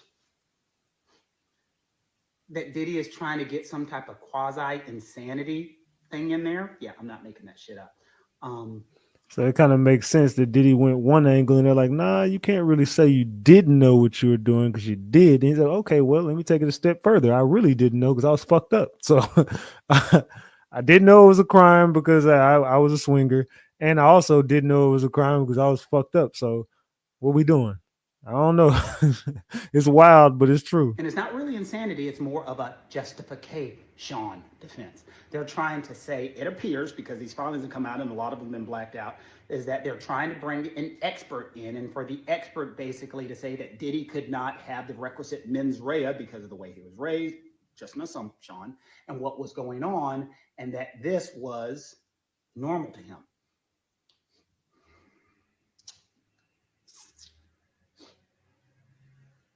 Yeah, but I can't say that specifically because this is just some filings and a lot of it has been blacked out, but they definitely want an expert. They want an expert to talk about his mens rea. They want an expert to talk about psychosis. It's a psychiatrist expert. So the only assumption is they're trying to squeeze in an insanity defense. The prosecution is saying, man, fuck you. You should not be able to do that. One, you're way past the window of notifying us of an insanity defense. Two, you're not even trying, you're trying to squeeze in a justification defense under the door of insanity, and that's not fair. And then finally, the last thing that I thought was mind-blowing coming out of the hearing, the Cassie video. We've all seen the Cassie video, and it looks like Diddy was just an absolute shitty boyfriend who was beating the shit out of this poor woman. The government is now making the allegation that what that video actually shows was Cassie running from a butt-naked baby oil freak-off party. She has one shoe. Oh, my shoe. She's running from the butt-naked baby oil freak-off party and wants nothing to do with it. And it is assuming that there is one of the sex workers sitting there saying, hey, girl, you ready for this? And she was running. She's like, I'm done with this shit. I don't want anything to do with it. And Diddy's like, bring your like fucking some Mortal Kombat. Get over here. And bringing her back and beating her ass and taking her back in the room. Diddy saying, no. That fight was happening because I was cheating on her and a piece of shit. Yeah, that's better. But that's where that video is going to become, I think, even more fascinating, especially if Cassie's going to testify that, no, I was running from a butt-naked baby oil freak-off party. This shit is getting worse and worse and worse. So, yeah, I said worse. So let's see what happens. I got to go lock all my doors because I saw sinners, and I am not inviting anybody into my shit ever again. That shit got me damn vampires. What the? Oh, here's the shit. Take that. Insanity? Take that shit out of here. Yeah, I don't know, Diddy. It's looking like you about to go down the damn drain. But we're going to get to that movie, Sinners, by the way, one day. We're going to talk about that, too. It's going to be a conversation we definitely going to have. So let's continue.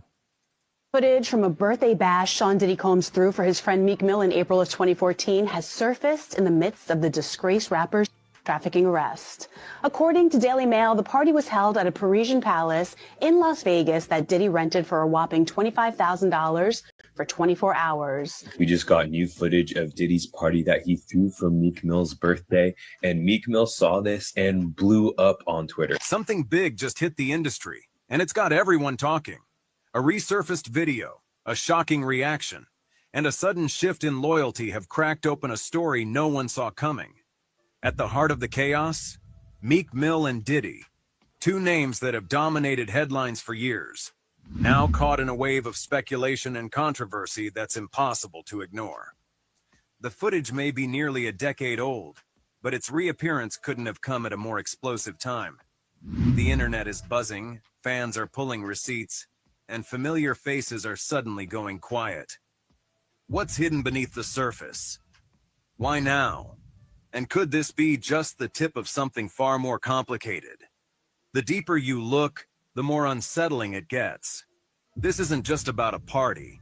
It's about reputation, legacy, and the secrets that some hoped would never come to light. Diddy's birthday bash bombshell.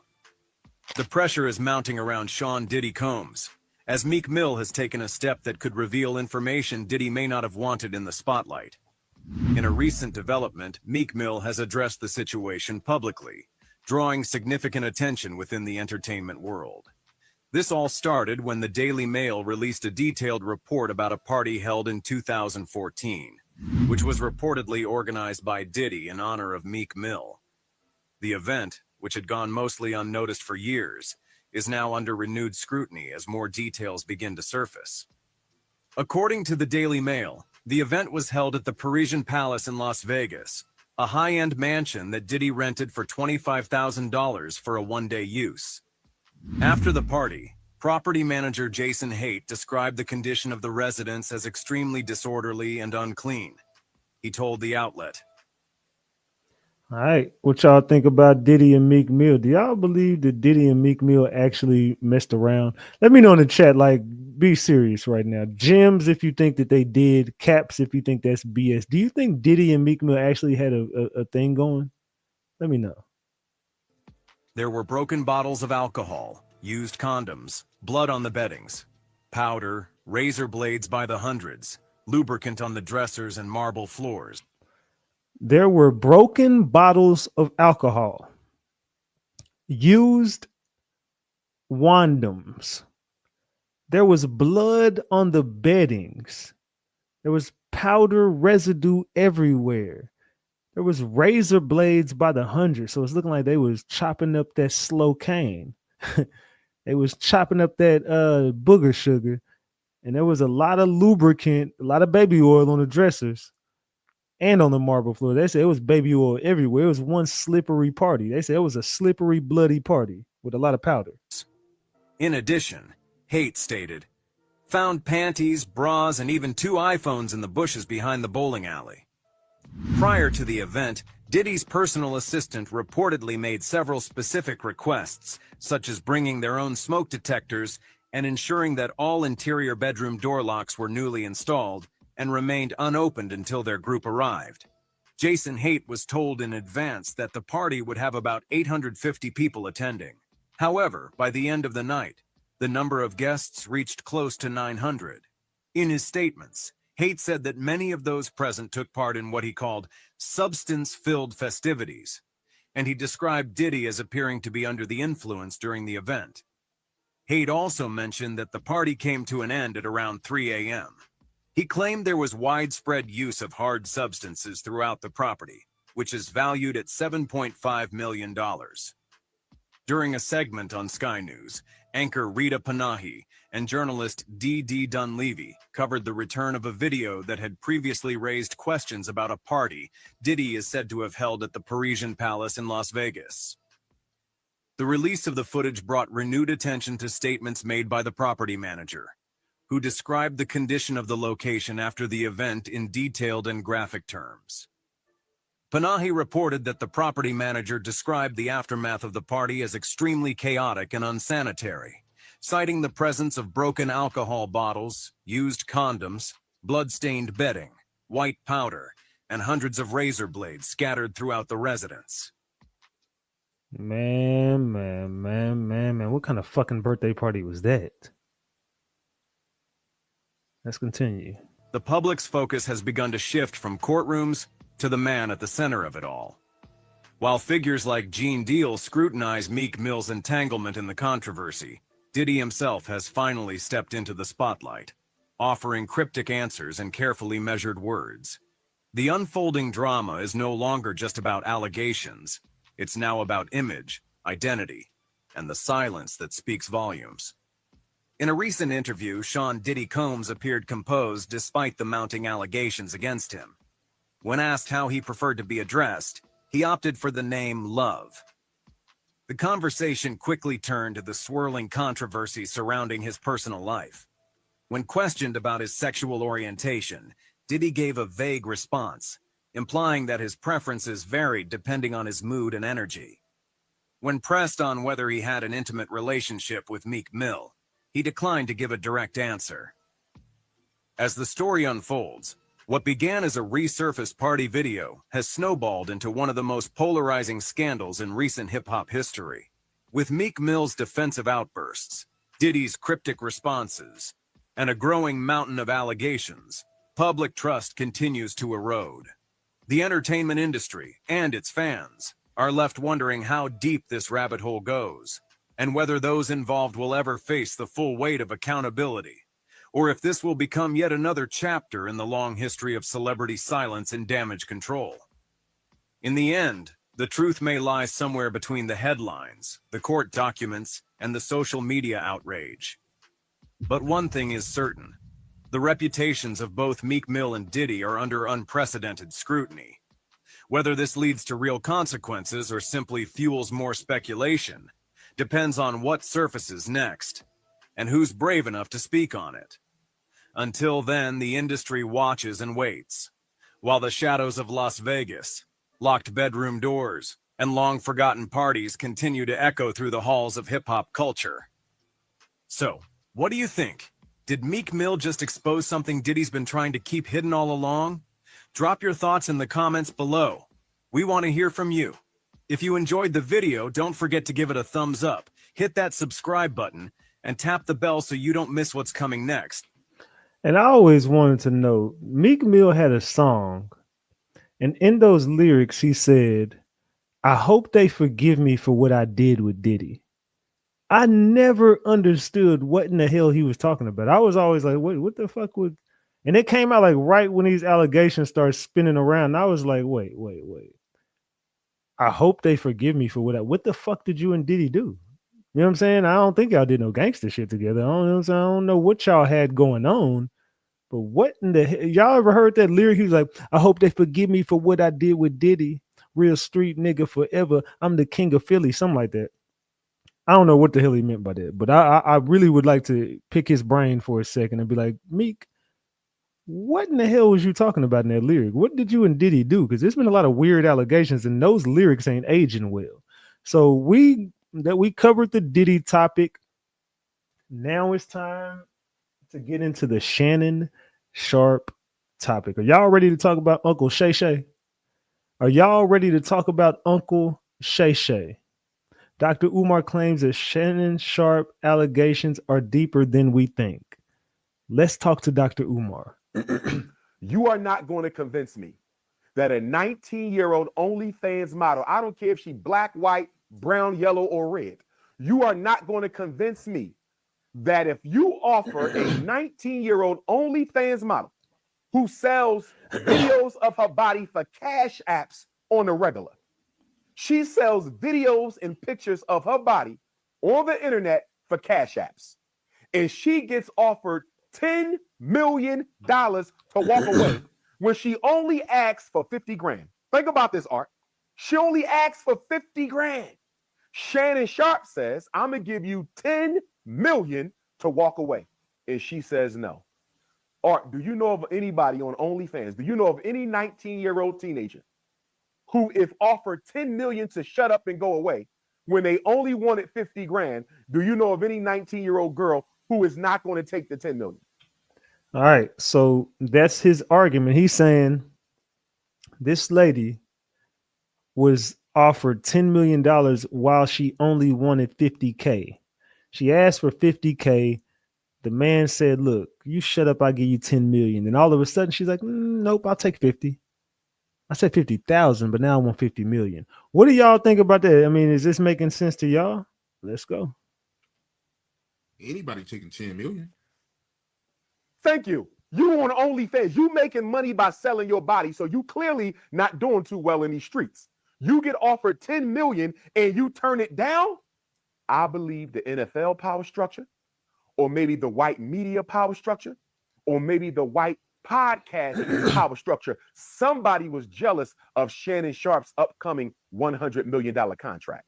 Somebody was jealous of Shannon Sharpe's upcoming $100 million contract, and they intervened at the level of Tony Busby, or they intervened at the level of Gabriella Azul.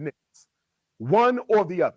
Because ain't no 19-year-old OnlyFans model turning down no 10K. Somebody wanted Shannon Sharpe embarrassed. Somebody wanted Shannon Sharpe humiliated. Somebody wanted Shannon Sharpe's financial future destroyed.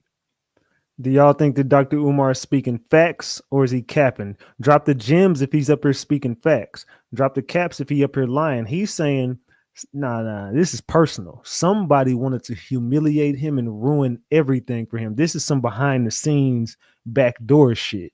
This ain't no ordinary 19-year-old girl, because most 19-year-old girls would have took the 10 million and just said, fuck it, I'm rich as hell. I mean, what 19-year-old girl do y'all know that does OF content and you offer her $10 million and she's going to say, nah, I'm cool on the 10 mil. I want 50. That sounds like somebody was in her ear to me. To me, it sounds like somebody was definitely in her ear. This is a shakedown. I do think that the lines are kind of blurry to what was going on between y'all and Shannon. I still agree that you fucked up and put yourself in this position and you should not have done that. I do think that you messed up real bad and put yourself in a very, very weird position to where now your business is all over the streets. Now, did you do what she said you did? I don't think you did exactly what she's saying. I just think that there's some blurry lines and you did some weird stuff. You know what I'm saying? I don't know what y'all had going on. I just think it was weird. But I just know that something is bigger and this is deeper than we all know. There's something sinister behind the Shannon Sharpe stuff. Somebody is doing this to Shannon, and somebody wants Shannon out the way. Could it be Shaq? Could it be somebody else that got a beef with him? I don't know. Let's continue. But Shannon Sharpe made a big mistake, Art. He made the same mistake Sean Puffy Combs made. You know what that is? Offering too much money too soon. Remember when we had our last conversation, I said what? Puffy messed up when he offered Cassie that amount of money in less than 24 hours. It makes you look guilty. It makes you look guilty. Shannon Sharpe offered the 19-year-old Snow Bunny $10 million. That was too much money and it was too soon. And where there's smoke, there's fire. So Tony Busby and the white power structure allegedly stepped in and said, if he can give you 10 that easy, if he can give you 10 that easy. Remember, Shannon was bragging when he was talking about how the Cat Williams interview made him more money than he ever made in the NFL. Remember that, Art? I remember that. So he's letting people know that the pockets is kind of heavy. So when he offered Gabriella Asu Ninjas $10 million, they said, oh, we can get a whole lot more than that. The shame of it all, Art, is we don't even know if Shannon going to get the $100 million contract now. I hope he does. I want what's best for my brother. I hope Shannon still gets his $100 million deal. It's hard out here for a black man. But Art, if they suing him for $50 million, what if he don't get the $100 million deal? Think about that. I don't know what he's worth. I don't pocket watch. But let's just say Shannon don't get it, and I hope he does. Knock on wood. But if Shannon don't get the 100 mil, Art, and the court award her 50 million, what if he don't even have 50 million? I'm gonna be real. I ain't pocket watching nobody. I don't think the nigga got 50 million. You know what I'm saying? I think he might, or if he do, I think that's about That's about it. Because I think he's estimated at about 10 million. So if you're estimated at about 10 million, I know that that's off and you got more than 10 million. I think his net worth is 10 million. So I would say he's probably worth about 40, 50 million. Maybe he's worth about 70, 80, possibly 100 million. But even if you're at 100 million and they say you're at 50, I mean, she's taking half of everything you got, like y'all was married or something. Or if you got 50 million and they award her 50 million, now you broke and you back to square one. So I don't know. What if he don't even have 50 million? They would have been better, Art, and I'm glad they didn't. I'm glad they showed their hand, but they would have been better off waiting until he got his contract. They would have been better off waiting until he had his contract so they could show that he got the money. But you coming in for a cash out before he's even signed the contract. Bad move on their part, but that was good luck for Shannon. What do y'all think? Hey, we $3 away from 3 honey buns. We $3 away, man. Let's get that support up. Let's go. Let's go. Let's go. I kind of agree. I gotta say I agree with Dr. Umar. As crazy as his ass is, he be spinning some facts every now and then, man. I gotta give it to him on that one. Shannon, what did you just do, my boy? Please, bro. Now, we all know you just had all them allegations. They just had allegations all up on your name, my boy. And I ain't gonna lie, it kind of dying down. It's low-key dying down. But, bro, they pulling up all your old interviews, all your old segments with Ocho on your podcast, Nightcap. And, bro, I know you didn't just say this, bro. Find the shame older men in the picking them. Because see, that's the competition. Older women ain't the competition with older women. It's them young ones. Right. It's them young ones that come. Hey, listen to what he's saying about y'all older women. Hold on. Listen to what Shannon, his Uncle Shay Shay, is saying about y'all older women. Find the shame older men in the picking them. Because see, that's the competition. Older women ain't the competition with older women. It's them young ones. Right. It's them young ones that come. He mean there was some young ones that's coming. Some young ones. That big tongue. No Diddy. He got that big fat tongue. Them young ones. Yeah. That'll do what you want. Yeah. See, that do what you want. Look how he looked into the camera right. That nigga, he mean every motherfucking way. Some young ones. Hey, do what you want.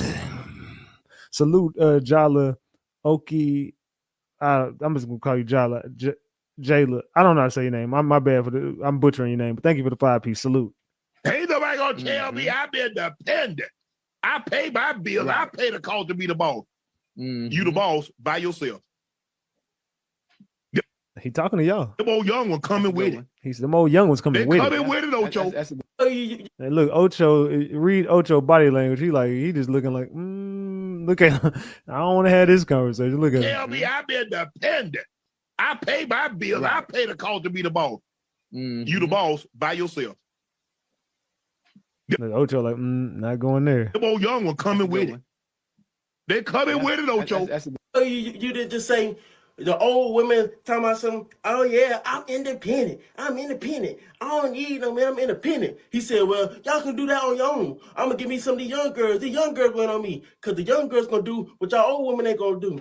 I know you ain't just say that, Shannon. Please tell me you ain't just say that, Shannon. I can't believe this. But what do y'all think about this, bro? Because this stuff is crazy.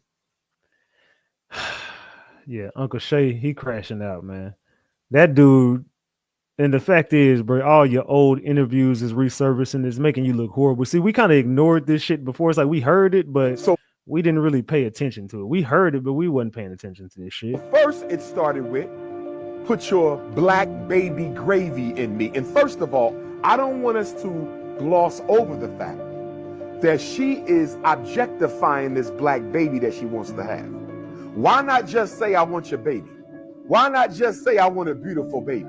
Why not just say, I want Shannon Sharpe's baby? No, I want you to put a big black baby in me. She's almost calling him ugly. And she's almost calling the baby ugly too. But what I want black men to understand, not that black is ugly for us, but black is ugly for them. And so what she's doing, she's objectifying this baby even before she's impregnated. And this is important because black men need to understand, Art, that white women don't like us. They fetishize us. White women don't like us. They fetishize us. And the problem with the Negro, the problem with the coon, the problem with these politically unconscious, sexually thirsty black male celebrities is they can't tell the difference between a white woman who favors you and a white woman who fetishizes you. Is he speaking facts, y'all? Is he speaking facts right now? Salute, Ratchet. I'm driving. RG4L. Be safe, Binky. No texting and driving. Salute. Thank you for the 5-piece. White women don't favor black men. White women fetishize black men. Now, what do y'all think? Is he speaking facts right there, or is he up there like on some BS? Y'all tell me in the chat. Is he speaking facts or he on BS? Let me know in the chat. I stand with Shannon Sharpe. And I stand with Shannon Sharpe on art for one reason and one reason only. And that is because. Thank you to Jay Cheyenne for the 10-piece. Thank you. What he did in having a relationship with a 19-year-old snow bunny is not illegal. And so dealing with the American court system, morals has no place in it. Morals have no place in American law. If it did, we would have never been enslaved. So in a court of law, it's about whether you broke the law. It's not about whether what you did was right or wrong. And so I'm standing with Shannon Sharpe because I don't want to see his life destroyed like Puff, like Kelly, like they tried to do to Carter, like they've done to Cosby. I don't want to see this happen to another man. And because she was not legally a child, although too young for nearly all of us to feel comfortable with the man of his age dating her, it was not against the law for him to be with this 19-year-old. All right. Dr. Umar is speaking. He's saying he's standing with Shannon Sharpe. Is anybody in the chat standing with Shannon? If you're standing with Shannon, raise your hand.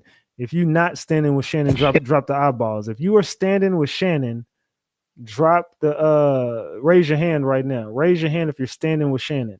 If you're not standing with Shannon, put the eyeballs in the chat. Let me know in the chat. Shannon Sharpe's male stylist leaks receipts on their GAY affair. Shannon on the DL? Interesting. Let's talk about this. Let's talk about this, gang. If you don't want people to know your business, then you just don't speak on it. Now, you're not going to make me look like a damn fool. I don't care who you are. I don't care how big of a star you are. You're not about to make me like a fool. That Bravo is not loving hip hop. Bravo, not loving hip hop. Bravo has been trying to get Hollywood to come on a reality show as a full-time cast member. Hollywood is Shannon's ex-stylist that he took to football games. I'm going to be open, transparent, and defend myself because this is right. Shannon Sharpe has always been in the spotlight for his bold takes and flashy fits, but now his private life is making headlines. From courtside sightings with a rumored ex-lover to accidental IG live leaks and shocking new lawsuits, things are spiraling fast. And now his former stylist, yes, the same one fans think he was romantically linked to, is dropping cryptic receipts and hinting at secrets that could rock Shannon's world. And the craziest part? He's even spilling the tea about how Shannon tried to blackball him so he wouldn't leak his bedroom affairs to the world. Just what's happening? Did Sharpe really try to silence his male stylist? And is that just the beginning? Let's find out. So, a while ago, Shannon was trending in the headlines after he was spotted sitting courtside with Russell Hollywood Simpson, a gay stylist who, get this, was also NFL safety Kerry Rhodes' former lover. The two were spotted several times at the Lakers games. In fact, Hollywood even accompanied Shannon to high-profile events. And it seemed like Shannon was a fan of his work. However, with the two practically joined at the hip, the internet started talking, and Shannon did not like that one bit. Do y'all think Shannon and this man had an affair? Were they having a love affair? Let me know in the chat, man. Did Shannon Sharpe and Hollywood have a sexual relationship? People were questioning his sexuality. Mind you, there have always been rumors about Shannon being on the down low. The streets are talking, where there's smoke, there's fire. Definitely think Shannon Sharpe. And it's just like, I've been around a lot of heterosexual men. And comfortable heterosexual men don't need to always defend their heterosexualness.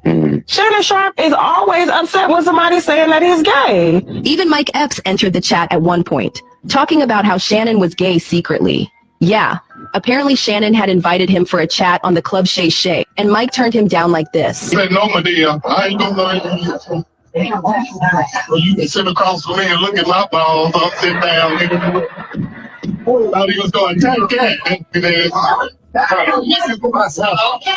This shit is called Shay Shay. Just telling you. Now, honestly, this that shit called Shay Shay. He trying to tell you something. isn't the first time there's been talk about a celebrity being on the down low, but Shannon always seems to take it way too seriously. In fact, he goes out of his way to shut down the allegations. Check out how he clapped back at Epps during an episode of his Nightcap podcast with Chad Ocho. Man. Let's continue, gang. The court of public opinion is a lot, bro. And it's crazy because you'll hear, the shakedown. Stephen A says people have been after Shannon Sharpe since the Cat Williams interview, and that it's sad to see others kicking him while he's down. He also speaks on people saying he switched up on Shannon. Let's see what your boy Stephen A got to say. The $10 million offer, the $50 million lawsuit. And I always tell people, I say, man, if they say we're going to give you 10 million, we're going to give you 50 million, or we could lock him up for 5 years, what do you think that person would choose? What do I think the person would choose? Which person? The person being accused? No, the person that says they put like, oh girl. Mm-hmm. If they say, you know what, we give you 50 million, or we can lock him up for 5 years, what do you think she'll take? 50 million? Right. Of course, hell yeah, she gonna take that 50 M's all day. So this, and my thing is this: I don't fault any victim, but that's why some people don't come out when things are happening as well, because there's a lot that goes on with somebody either trying to get a check. Right. And this right here, as soon as I saw Busby was her attorney and all this kind of shit, I was just like. And we saw what the situation went down with Diddy and Jay-Z when it came to Busby as well. And so, listen, like I said, none of us really know. And it would be really irresponsible to get into the minutia of it all because we just don't know. But saying some damn big ass words, don't nobody know what the hell he's talking about. What the hell is minutiae? In the end, come on, Steven, just say some bullshit or something. And when you see the details that both parties let out, it certainly seemed consensual to me. But I'm not the courts. I'm not whatever. So I can't really touch it because I'm certainly not trying to get sued. Right. But I would tell you that again, to see the great things that he has been doing and to know the potential is out there for all of this to be derailed. I'm incredibly sad for him. I'm sad for us as a show because we're better with him than without him. But right now, it's just about him getting his house in order and doing what he can to get past all of this. And listen, we all have friends that found themselves in various predicaments throughout our life. Oh, here we go. Stephen A. He getting sentimental with this, and he don't know how to address this shit. Profit on watch. Thank you for the 20 piece. I appreciate you. Salute. And you can look at somebody, and even if you take issue with their choices and what they've done, you can still sit up there and look at them and say they're a friend. And it means the world to them. And this is the time. And it means the world to them. And so for me, all I want him and anybody to know is that you ain't going to see me excoriating him. You ain't going to see me disrespecting him. You're not going to see me stripping him of my support. I can tell you what I think you right and you wrong about, right? Getting your ass about it and then turn around and say, okay, how can we help you get back past this? All of that comes with friendship. And I think that true friends conduct themselves that way. They ain't yes people that tell you just what you want to hear. They ain't no people that's willing to vilify you to second something. I mean, I see cats talking about him, and I can't even put into words the shit I've seen them do. And well, then speak on it, Stephen, or shut the hell up. Because it sounds like you really want to just defend your friend, man. Or you just say he fucked up. I mean, me personally, I ain't no yes man, and if somebody around me is doing some crazy stuff, I'm be like, hey, brother, you need to slow down, fam. Or just don't interview about it. I'm not gonna do it. I wouldn't do no interview about my homeboy, but if somebody asked me about it, I'll just be like, hey man, he fucked up. You know, it is what it is. But you know what I'm saying? And, hey, fuck it. You know what I'm saying? If the shit come out true, then hey, he got to deal with that shit. If he didn't do it, then he'll be found innocent of it. Let's go. I heard about them doing, especially in our business. And so it's like you just, and then I see the zest with which people are willing to pounce on him. And wait, you see the zest when people want to pounce on him. Wait, what the hell is you talking about, Steven? See, we just got done talking about him being on the DL, and you just said you seen the zest of people that want to pounce on him. it's like, listen, people have been after him since he did Cat Williams. You know, they've been at his neck because of the numbers he produced and the success that it had and how he was able to ride that wave. Now, once again, that's separate and apart from all of this. We get that part. I'm not talking about what people are talking about and what they have to talk about. I'm talking about the zest with which they do it.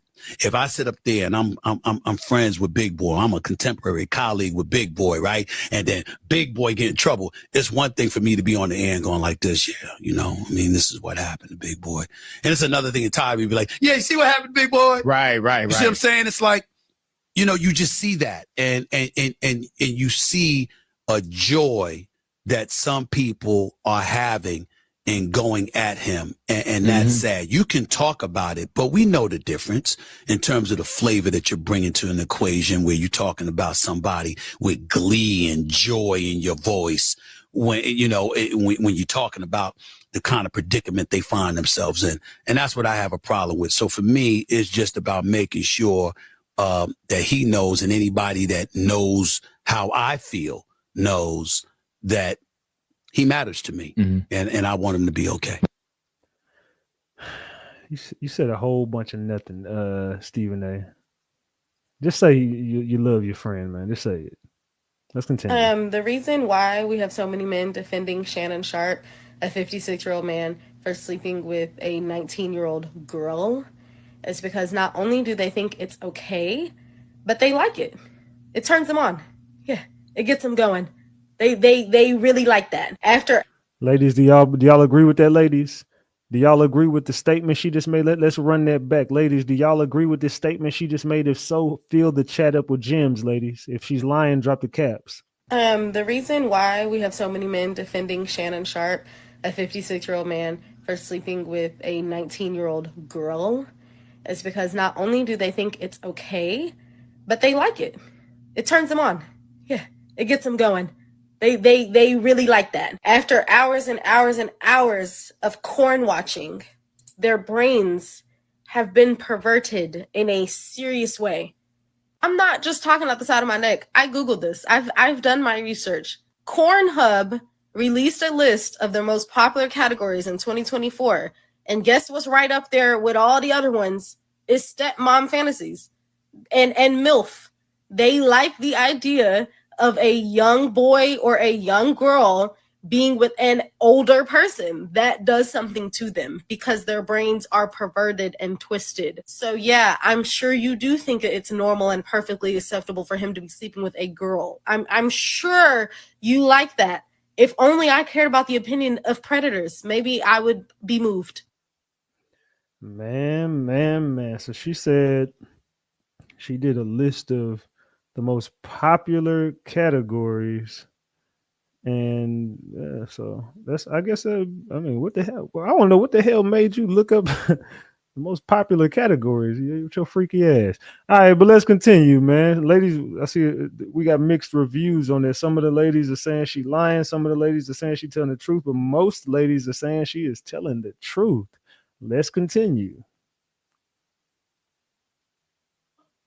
Shannon, apparently, according to Gabby and Michelle, only likes the butt.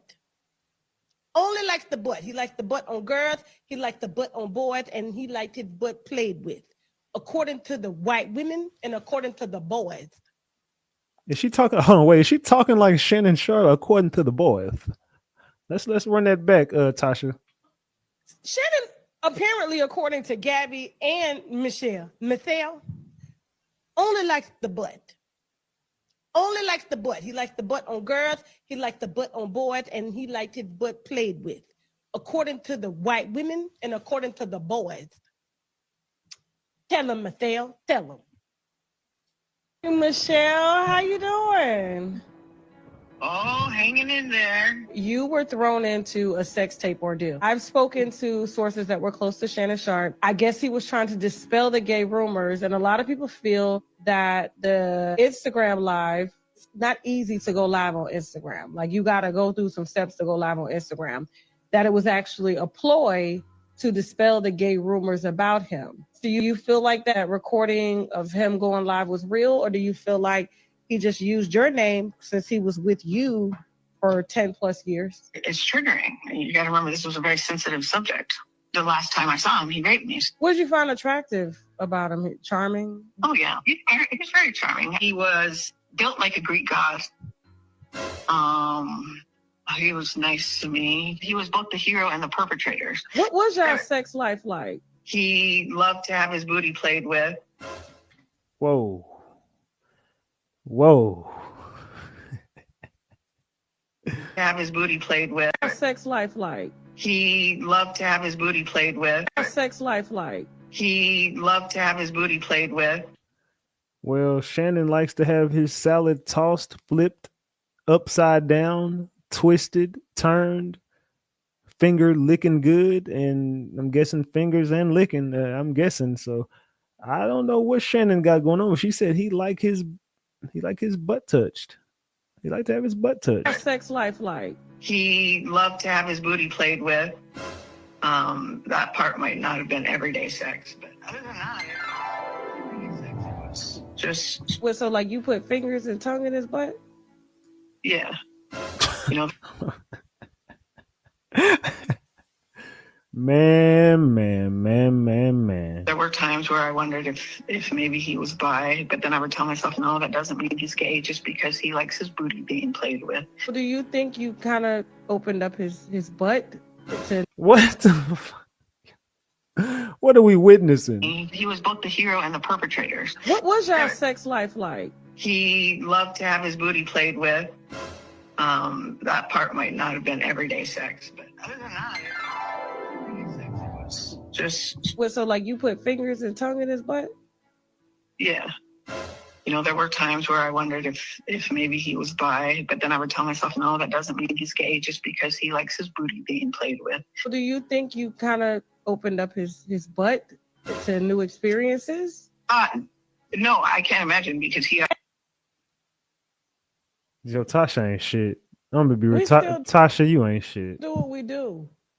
But those out here trying to put, they're trying to throw salt on Tasha K and what we do over here. Man, we got a team of 15. Don't play with me. Hey, we 200 likes away from 1,000, y'all. Let's get the likes up to 1,000, man. Let's get these likes up to 1,000 likes. Come on, y'all. I know y'all can do it. 200 people. Let's go. Shannon Sharpe. After reviewing court documents from Shannon Sharpe's case, Tasha K has some advice for Gabby. Disturbing details inside. Let's go, Tasha.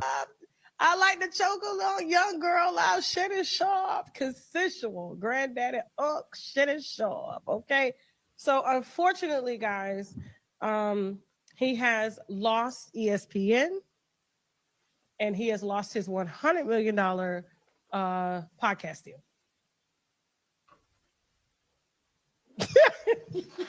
Look, Tasha, one thing about Tasha, she like the downfall of another brother. Tasha, she gets off on it. I think Tasha go home and grab her rose to this type of information. I'm gonna be real. Tasha, I think you go home and you grab that rose and you just have fun with this type of information. You having a little bit too much fun, sis, but I'm gonna let you cook. All over some Badusi. All over some Badusi. And I say Badusi because if you read the court documents and how that young girl, Gabby, said that big black man intimidated her and scared her and came to her house unannounced and forced her into the room, and this is according to her in her lawsuit, and took her by her head and put her into a position to give him oral. They finna flag the live again. Just be kidding. And then that lasted 2 minutes, and then he turned her around and bent her over And she said, please, if you're going to do this, I don't want you to do this. Put on a condom. He refused to do it and went inside her, and she cried and she cried and she cried and told him to stop, please stop. It hurts. And Man. he said, quote, according to her in the lawsuits, I'm going to make it so no other man wants you. She had broken up with him. He didn't take no for an answer with the breakup and didn't take no for an answer. And he wants to call it consensual. He wants to say we're trying to keep another black man down. Only thing that's keeping you down is your fluid addiction to relations with both parties. Look, boy, she keep calling this man a zest monster.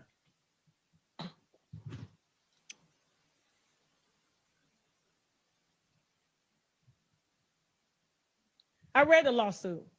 It broke my heart. The same way Cassie's lawsuit broke my heart, this one broke my heart because it's the power dynamics at play. 20 years old. 20 years old.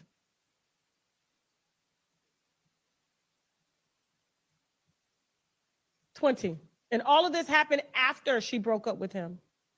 There are text messages that prove it. And yes, Busby said he's not going to release the video that Shannon Sharpe says that they're going to release because they're going to save it for court. Busby ain't playing with these. Busby said, look, y'all might have stopped me in New York, but I'm still cooking. And Gabby, you listen to me. Gabby, if you're watching this, I know this is stressful. You get your fucking money. You hear me? Gabby, this is a black woman to a young white girl who has her whole life ahead of her. You cash out early. You get your fucking money. What y'all think about Tasha K, man? Y'all give me your comments on Tasha K in the chat.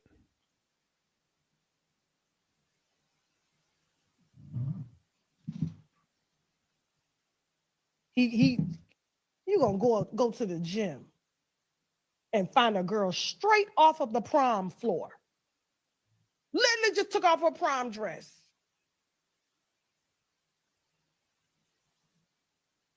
Man. Tasha, you having too much fun with this, boy. Tasha she loving every bit of this, boy. Tasha is having fun. Now I'm confused because he said it's the older ones that act like they want to be independent and it's the younger ones that'll do what you want. What category are you in? Like, do you not realize you're in the older group? And he was pretty much saying the older ones are stuck in their ways. It's given that the older ones have self-esteem and have boundaries. And when you're young and not sure of yourself, you can easily be manipulated, which is probably why they can do what you want.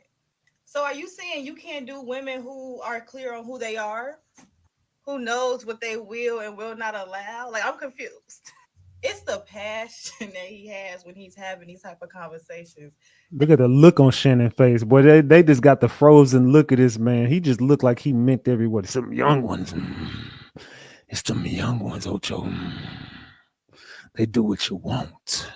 And make this more disgusting. Like he really saying some stuff, and it's a no. And Ocho just want to keep his job. Yeah. And to know that you will go as low as 19, you just want to manipulate. You just want to have it your way. You don't care about the girl. You probably don't even look as women. There's just things that you can just do whatever you want. And for the men who's always in women business, these are the type of topics that y'all need to be discussing. These are the type of men you need to be looking out for, because if you think your niece, your daughter, your cousin is exempt from being a woman in a girl category, you lost it. And it's because they don't think they're doing anything wrong. So they're always going to have an excuse. Men need to talk about how this impacts the community and not talk about bundles. Child, bring back mentorships, because I don't know what this is. I can't tell you. Yeah, I don't know what the hell going on, but Shannon, your old interviews resurfacing is making you look a little bit fucked up. Well, a lot, not a little bit. It's a lot. I ain't gonna lie. It's a lot. Let's talk about this Shannon Sharpe situation, since I know you all want to hear my opinion on this. And you must. He's being extorted. Yo, this Tony Bugsby guy, is the same guy that tried to get over. This lawyer is the same guy that tried to get over on Jay-Z. He's being sued. Jay-Z is going to sue this guy till he's broke.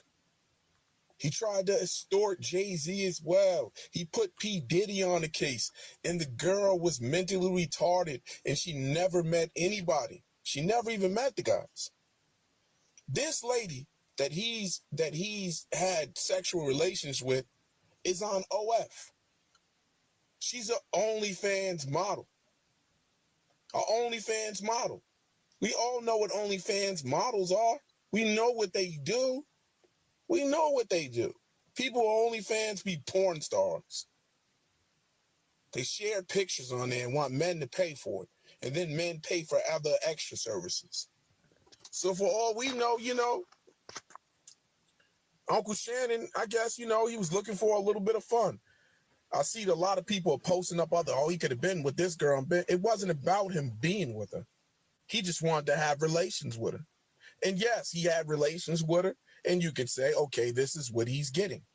Now he's in trouble, whatever, what else, The girl's after the bag. She's on OnlyFans. She gets paid to do explicit acts. This is a money grab. Don't be fooled. I know a lot of you guys don't want to see a black man prosper. Yeah, I said it. You want to see a black man prosper? Same reason why you was on Jay-Z.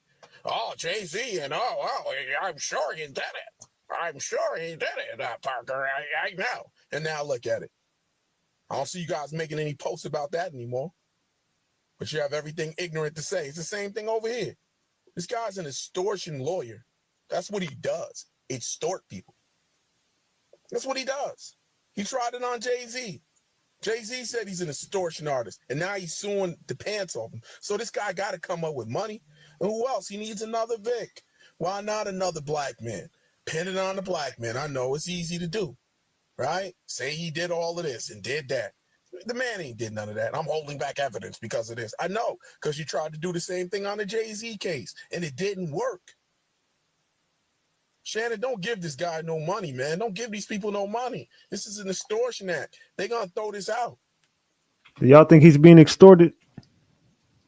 She's into all of that type of stuff. You can tell, oh, yeah, you're going to do like this and do this with me. But let this be a learning lesson to you, too. Do y'all believe Shannon Sharpe is being extorted, or what do y'all think this is? Because Tasha K said, go get your money, sis. Tasha K said, from a black woman to a white girl, go get your money, girl. Go get your money. Shannon Sharpe trying to hit that electric slide, really hurt my soul, right? I don't know if y'all saw the video of him electric sliding with the community yesterday, as if he's never electric slided a single day in his life. He was moving like the evil guy in Despicable Me. It was not good. Did y'all see Shannon Sharpe hit the electric slide? If not, I'm gonna show it to y'all in just a minute. But did y'all see that boy Shannon Sharpe? He said he going back to his community. He said, hold on, where's my I ain't never seen Shannon Sharpe around that many damn black people in my life. Shannon Sharpe was around nothing but his kind. He looked like he was at a backyard barbecue family reunion, but he couldn't do the electric slide for shit. But he's stiff. You could tell he used to what is that shit called? Line dancing and shit. He used to line dancing with a cowboy hat on, but he definitely was attempting the electric slide. Did y'all see it? Drop the gems if you've seen it. Drop the eyeballs if you didn't. It was not good, right? But he's going through the Jonathan Majors method. It's really not even the Jonathan Majors method. It's the O.J. Simpson method, right? And for people who are too young to remember, O.J. Simpson, what he tried to do, what his lawyers tried to do, right? Because his whole thing for a while was like, I'm not black, I'm O.J. I have transcended beyond blackness to fame, right? And in that transcendence, I don't need this community anymore because I'm famous, right? And then his lawyers were like, OJ, 1 second, hey, come in here. You need this community. It's the only way you're gonna get off. And so what do? They replaced all his art in his house with African art and pictures of his mama. You know what I'm saying? Rather than what it actually was, which was the opposite of that, right? And it appealed to the black community in such a way that it wasn't an OJ versus the police problem. It was the black community versus the police problem, right? And then Jonathan Majors did the same thing. I remember when Jonathan Majors first, the accusations first came out. Remember that video came out of him stopping a fight between two young black boys. You know what I mean? It's a method that has worked, is working, right? And then when that method didn't work, when we were like, oh, this is a stage fight, what did he do? He popped out with Megan Good, and we see how this is going for him, right? And I would argue that Jonathan Majors almost has his career back. All Marvel has to do is make one more bad movie. And they're like, you know what? Maybe Kang could conquer again. You know what I'm saying? But back to Shannon Sharpe. I don't like this move. It feels weird because, and I think it feels weird because of the specific race play that was happening between him and this young 19-year-old girl, right? Don't come back now. You know what I mean? So here's what I think is going to happen. I think he is going to follow the Jonathan Majors footsteps. And I think in 3 weeks, Shannon Sharpe is going to come out with a 38-year-old black woman that he says is the love of his life. Mark my words. Do y'all believe that? We'll see what happens. He said Shannon Sharpe finna date a mid-aged black woman. And he said he finna dispel all these rumors. He finna pop out with his sister kind. He finna pop out with his kind. He finna have him a whole sister chocolate thing too with an afro. For somebody like Shannon Sharpe, if there was a deal on the table that they were negotiating, that's on halt now. And I don't know if it'll come back. He just put out a release. The release is, my statement is found here, and this is the truth. The relationship in question was 100% consensual. At this juncture, I am electing to step aside temporarily from my ESPN duties. I will be devoting this time to my family and responding and dealing with these false and disruptive allegations set against me. I plan to return to ESPN at the start of the NFL season. I sincerely appreciate the overwhelming and ongoing support I have received from my fans, family, friends, and colleagues. Shannon Sharpe. I was shocked to know that was his decision. I think it's a smart one. You rather step away, get some space between it, but this is going to have residual effects for him outside of his business, right? Outside of Club Shay Shay, outside of Nightcap, him working for ESPN, him having the volume deal, him doing other things is going to, there's some question marks there now because companies are going to want to distance themselves until they see how it transpires. And even when it finishes or concludes, he's still going to have that sour aura around him. You're going to have people that are out there like, yo, I don't believe him. I don't believe that this is true. I don't believe that that he's telling the truth here. He's had a track record of being aggressive. Those are things that might end up staying with him. And that's a problem. That's a big concern for me. And I don't know what the future holds for Shannon, but I just believe that at his age, at the level that he's at, you have to be a lot more careful than this. Like, if you're this high profile athlete or media personality, and you're going to go ahead and go take this 20-something-year-old girl and pay her, she's OnlyFans model, just go get yourself a high-end escort. Just do that. Why take the risk? Yeah. It's not worth it. Derek Jeter used to have women sign NDAs and leave them a gift basket in the morning. Driver used to take them wherever the hell he had to go, right? He did this for 20 years until he got out of the game, and then he ended up getting married. That's the way it goes. You get out of the limelight, you get out of that life, then you can be able to settle down. Shannon Sharpe, you're still in the life. Why would you put yourself in harm's way? Like, you've been dealing with this chick for a while now, and it's just like, bruh, this is what you get tied up with. I'm not judgmental, but this, come on now. You can find that at the Whole Foods down the street. Like, you Shannon Sharpe, man. I ain't gonna lie, bro. You could find that girl in every Sprouts in every city. You know what I'm saying? You go to Whole Foods, Costco, Sprouts, GNC stores. You can find that girl anywhere, man. That girl ain't nothing special about that girl. Often I date younger men. It's not just that I'm older. I'm also very embodied. I am a full, very whole person who knows myself, who is in charge of my life, and who lives a very full, robust life. So it's not just age, it's like life experience and sort of a difference. But I had to ask myself the question, why? Why does this keep sort of coming up? Salute Precious for the membership. I appreciate you, Precious. Salute. Other than they're hot and gorgeous. There's that. But a lot of men my age are steeped in a toxic masculinity and have been raised in a culture where there is a particular way that a relationship looks. And anything that starts to smell of that for me, I did enough of it where I was controlled and felt like I was a possession. And I have no interest in it, and I will not do it again. I have dated men my age. Yeah. There is a difference. There is an openness that occurs with a younger man around whether it's gender fluidity or not even having an issue with homosexuality. I mean, something as basic as that. Right. I have long been past the age where I feel like it's my job to teach somebody or grow them up. That I'm not interested in. So it's interesting. I mean, there's so many different philosophies on dating, and I have come up with mine. They said it sounds like Shay Shay, huh? So do y'all find a difference between her and Shannon? Is there a difference between what she's saying and what Shannon is saying? I think she's just being a little bit more, nice about it, and Shannon just, young girl. Let's look at Uncle Shay real quick. Let's look at Uncle Shay dance.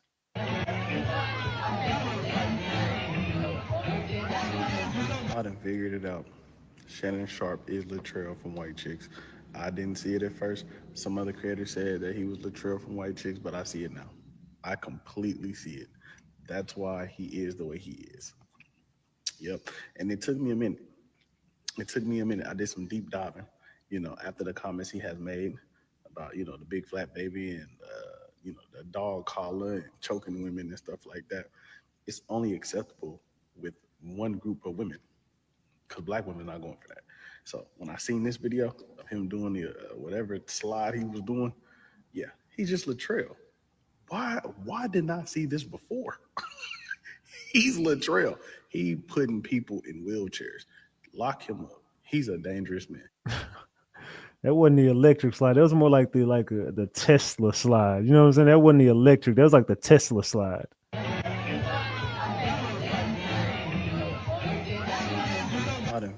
Man. Shannon, that man has got to be stopped.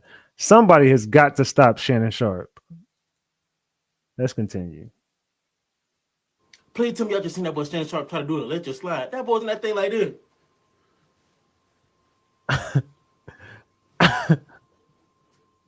I swear to God.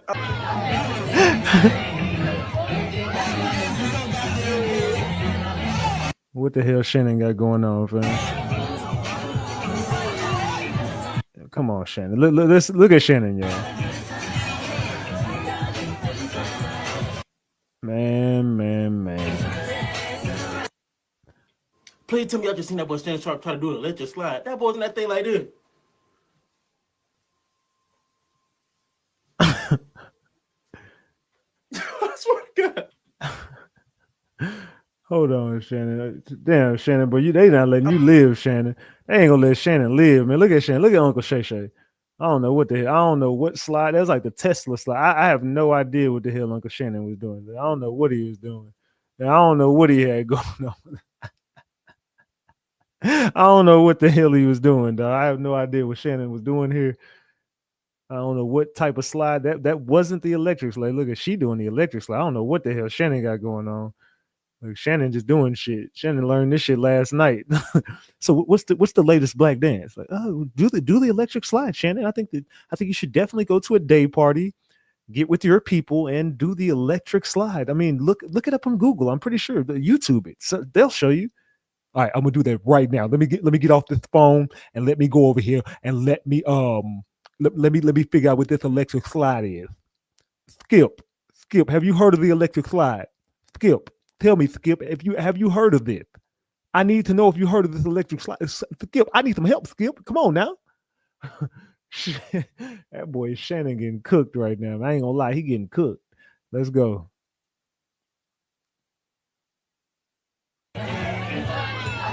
Come on, Uncle Shay. Come on, Uncle Shay. Work it out, Uncle Shay. Work it out, Uncle Shay. Them tight ass pants on. What the hell is Shannon doing, y'all?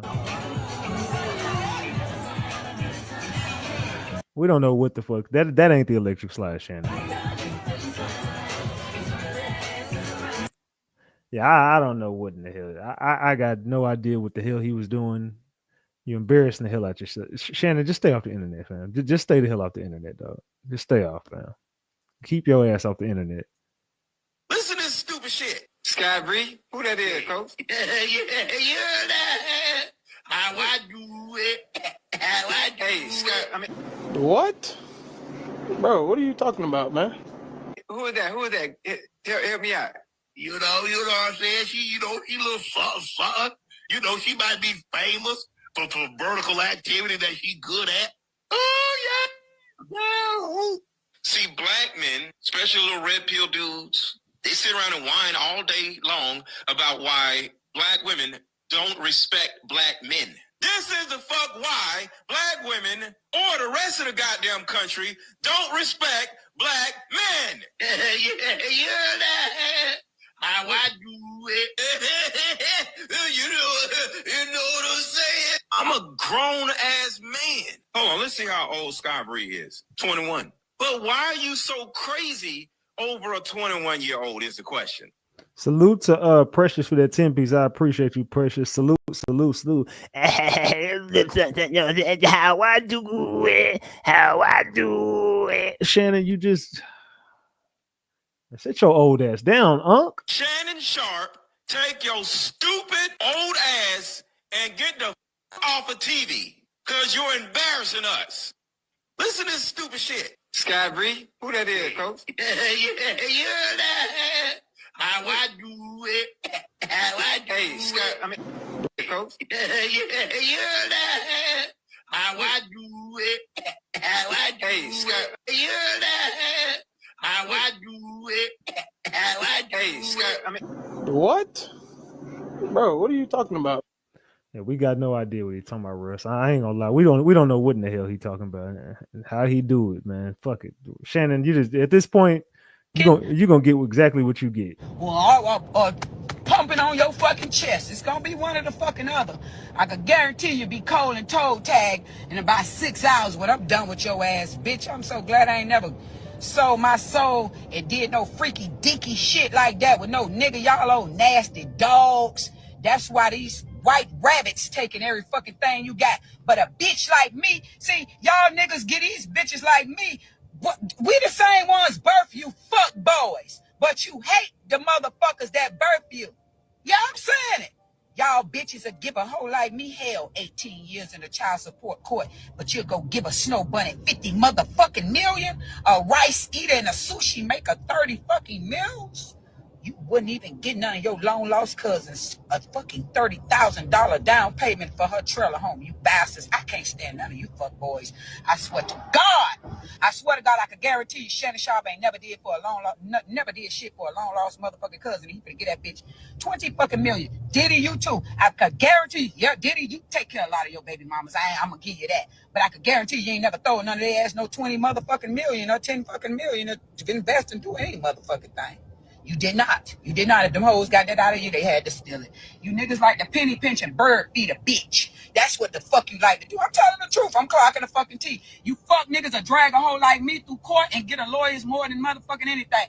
You fuck niggas ain't shit. Y'all will pull on a nigga dick and go buy a nigga Rolls Royce or Cartier watch and every fucking thing. Blackness, I didn't even see you throw that 20 piece up. Thank you. Blackness says he moves like he got something up his jazz. Thank you for that 20 piece, Blackness. Salute. On the book for their motherfucking birthday. All these niggas out here, and then when they get locked up, you don't even want to be bothered with them. Some of you niggas ain't did that for your bitches, your cousins, or your motherfucking churns. Yeah, I'm reading you niggas. Y'all niggas was out here buying other dicks, cars, watches, jewelry, and all that. I'm so sick of y'all fraud ass niggas. Go do that shit for your churn. Stinking bitches. Go do it for your churns. Or the bitch that laid up and spit your motherfucking child out, bitch. Stinking motherfuckers. Damn, Tia. Tia just got a mouth. That girl got a mouth all over her. Like, damn, Tia. I bet Tia got that wop, though. I ain't gonna lie. I bet Tia Kemp got that wop. Look at her crazy ass. Got some good whoop-de-whoop. Like, she got some good whoop-de-whoop. I'm talking about some. I ain't gonna lie. I crack Auntie, man. I ain't gonna even lie. I crack her. Cinnabon, thank you for the 20 pieces. Let's get the likes up, gang. Salute. Yeah, we still at 873. Come on, y'all. Let's get these likes up to 1,000. Let's get these likes up to 1,000. Let's go. Life, but like I said, you know, he loved to have his booty played with. That part might not have been everyday sex, but other than that, it was everyday sex. It was just Now, when you say booty played with, what you mean? Like, what? How did that conversation come up about his booty being played with? Oh, that conversation didn't even come up. I don't even know how it started. I don't recall. I think that I started. What you mean? But I think that I did it for him. But I don't remember how it started. But I don't think that he asked me to do it. I think that was me. I'll raise my hand up and say that was me. Okay. And when you say booty played with, so like you put fingers and tongue in his butt? Yeah. So you know how to do a prostate massage? Yeah. So it was all good, and he loved it.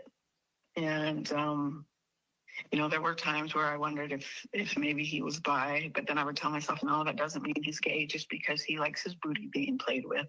I would admonish myself for thinking that, and then I would just let it go. Now, there's no solid proof that Shannon Sharpe is bisexual. Unless a man comes forward with credible proof, the claim remains unconfirmed. Michelle Evans stood by her accusation that Shannon forced herself on her, but she couldn't release more details because of the ongoing lawsuit. I can't really get into that because of the lawsuit, but I was telling him no. Just like she says, I was telling him no, and he did it anyway. He doesn't. I agree with her lawyer. He does not understand that you can have sex with him as many times as you want, but when you tell him no and he forces himself on you, then that's a no, and that's Okay. I understand that. I respect your lawsuit. You've given us a lot here. Man. His settlements, it's hard to dismiss everything as false. While false accusations do happen, his pattern raises too many questions. Now, I'm not declaring him guilty, but there's enough facts here for me to actually sit back and wait for this all to play out. At first, I was 100% on Shannon's side, but now I get the feeling I'm going to be reporting on this story for a while now to you guys. I ain't gonna lie, I feel just like you, brother.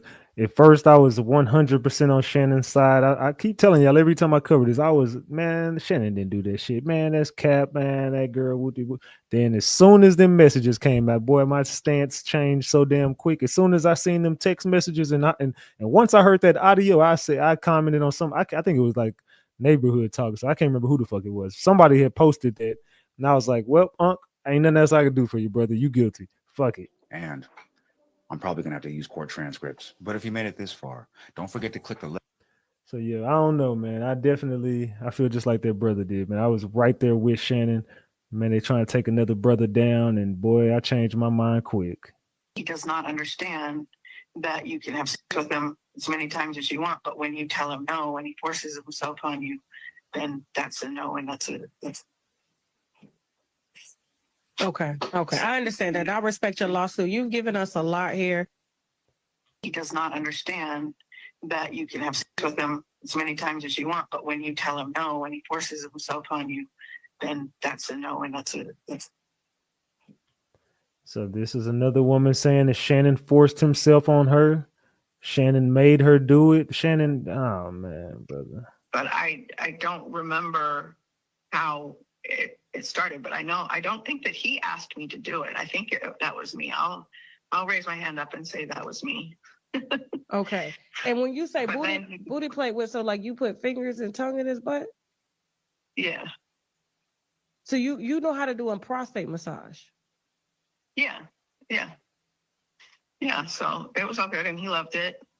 And Man, boy, Shannon, they cooking and frying your goofy normal ass. sex life, but like I said, he loved to have his booty played with. That part might not have been everyday sex, but other than that, it was everyday sex. It was just sex. So Shannon, again, you like your rump played with. You like it in your rump. What's going on with Shador Sanders? You like it in your rump, Shannon. So we about to get to Shedeur in just a second, but Shannon, ain't nothing we could do to save you at this point, man. There ain't nothing we could do for you, dog. I think it's completely out of our hands at this point with you, my brother. We're gonna let the forces that be take over, man. I don't think we can help you out too much more from here, dog. All the allegations and wild shit coming out from your end, brother.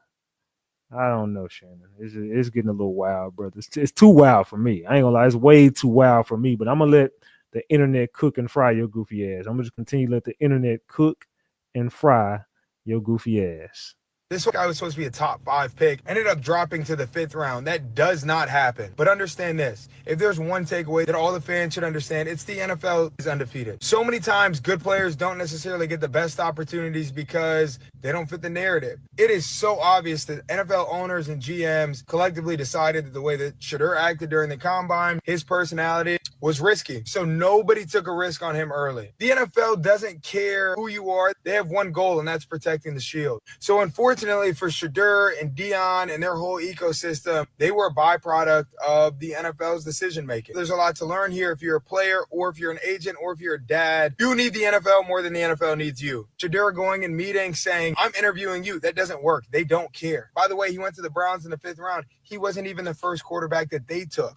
I really like his dog mentality, but that dog mentality can only get you so far. We see it all the time. Cam Newton talks about it all the time. Cam Newton has a big personality. He's also a really good quarterback, but what happened? Cam Newton's no longer on a team anymore. He's retired. Now he's probably making more money than he made anyways, but he's another example of a guy who dealt with the NFL. I think Cam Newton would still be starting on a number of NFL teams right now. They don't care. I should be playing right now. They don't care. Nobody cares. It just is what it is. So Shedeur is going to have to humble himself, get his mind right, and go into that organization and be okay with being disrespected a little bit until he gets the right opportunity.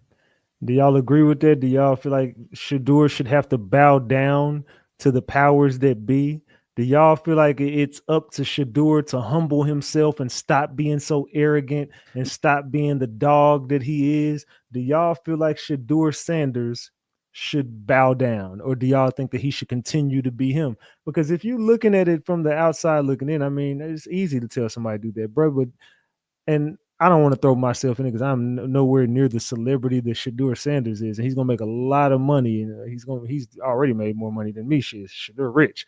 He don't need the NFL. The NFL needs him. I mean, he's the next big star. That's my opinion. But I mean, a lot of people told me, so you won't make it nowhere. You won't be this. I said I was gonna be the greatest ever. I will be the hottest YouTuber ever. I'm gonna blow up. I'm gonna be on academics and surpass him. I'm gonna be this. I'm gonna be and fuck out of here. You ain't. And I've been doing a lot of shit that I said I was gonna do, and I never bowed down to no powers that be. And I'm still standing. So I commend him, and I say keep going, brother. I'm rooting for you. I'm rooting for you, Shedeur. I'm rooting for you, Shiloh, and Prime. I'm rooting for all y'all, man. Continue to glow up. Man, this Shedeur stuff has gotten so big, it's got my aunts and grandma asking me why he fell in the draft.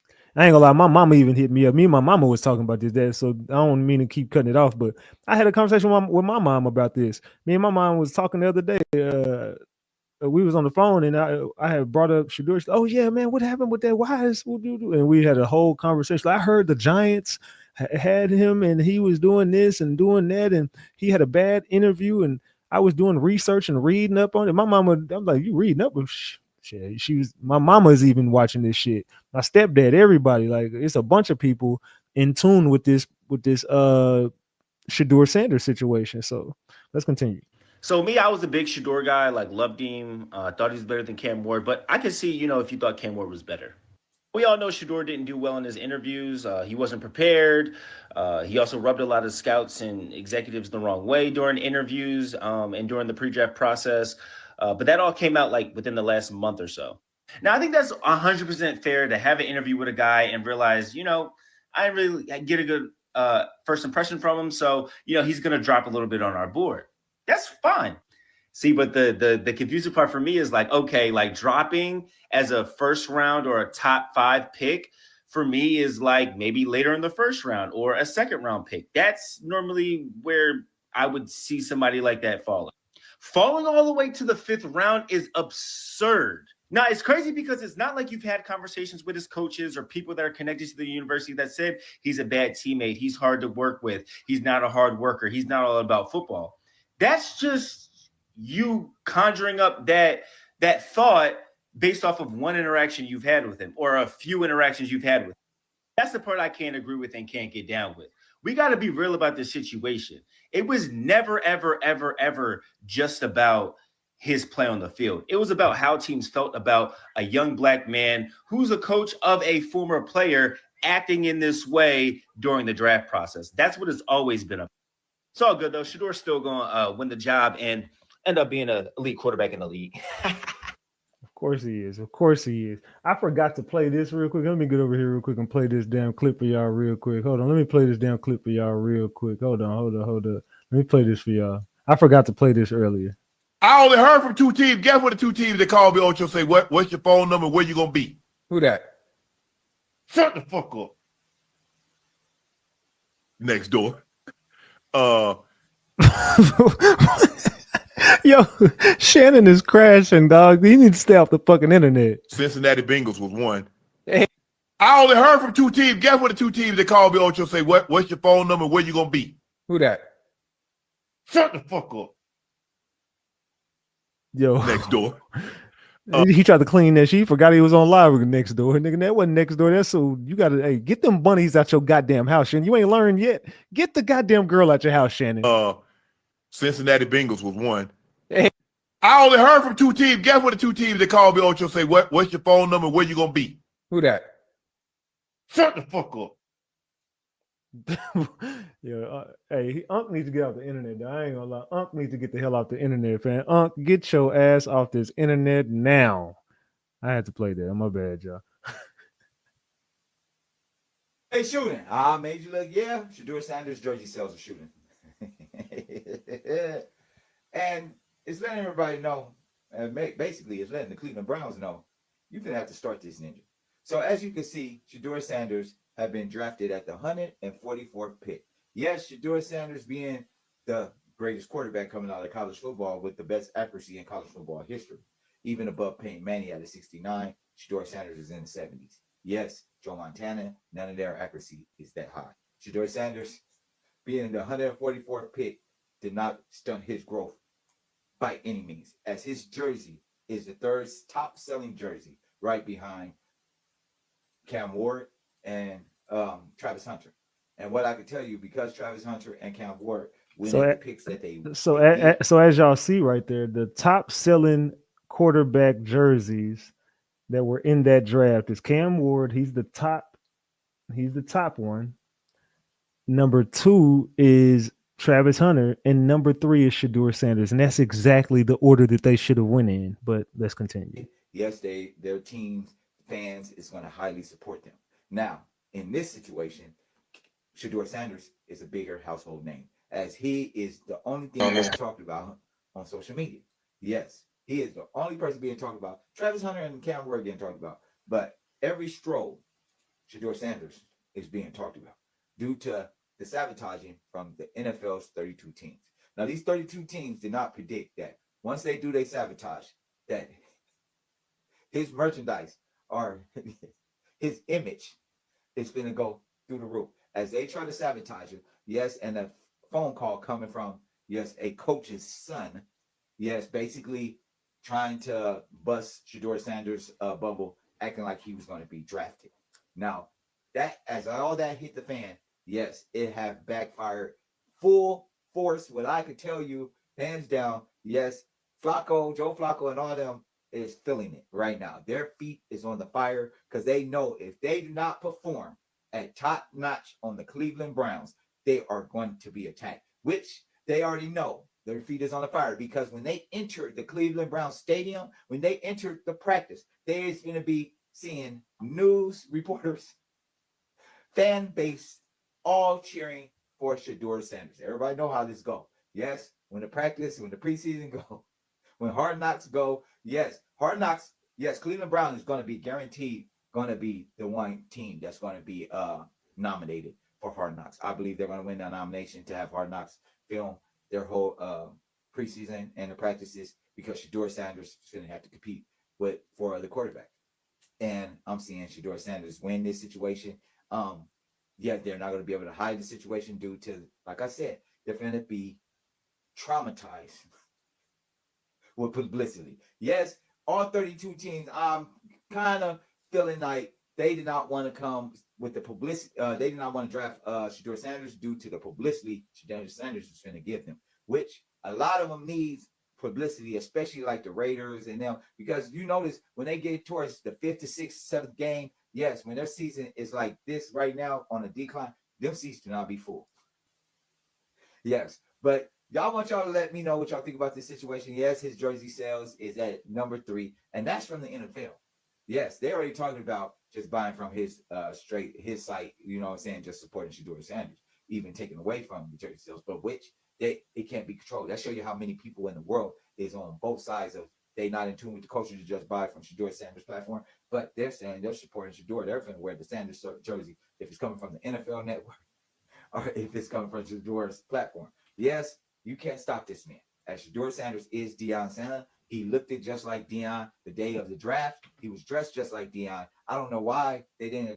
You can't stop Shador Sanders. There ain't nothing you could do to stop the man. Says, yay, I figured out how to send some dollars.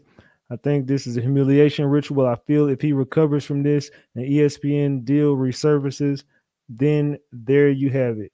I love you. I love the Ratchet Gang. Salute, salute. I appreciate you, 6 foot cowgirl. Salute to you. Salute, salute. Didn't draft you. If you look like Deion, dress like Deion, walk like Deion. He gotta play like Deion, and I think he do. As he holds, yes, Deion, this man did something his dad didn't do. He is the greatest quarterback coming out of college football history. Deion was the greatest cornerback. Actually, they did something insane, just different position. Deion was the greatest corner coming out of college football history. Hey, what else do y'all want? The nigga's a spitting image of his father. Just that he's just playing the quarterback position, but he's a spitting image, meaning his accolades, his stats add up to how his dad was coming out. The greatest college football player, quarterback in college football history. The greatest DB in college football history. What else do y'all want? Let me know what y'all think about this situation. You know I don't do no edits. It's raw and uncut. Man, this is over. Y'all gonna have to start this, nigga. The fans is demanding that. Who's shooting? I'm shooting. Yeah, I do think that you're gonna have to. I think he's gonna win the job. I mean, I think even if he doesn't win it, at some point you got to start him. At some point he's gonna win. He got to be out there.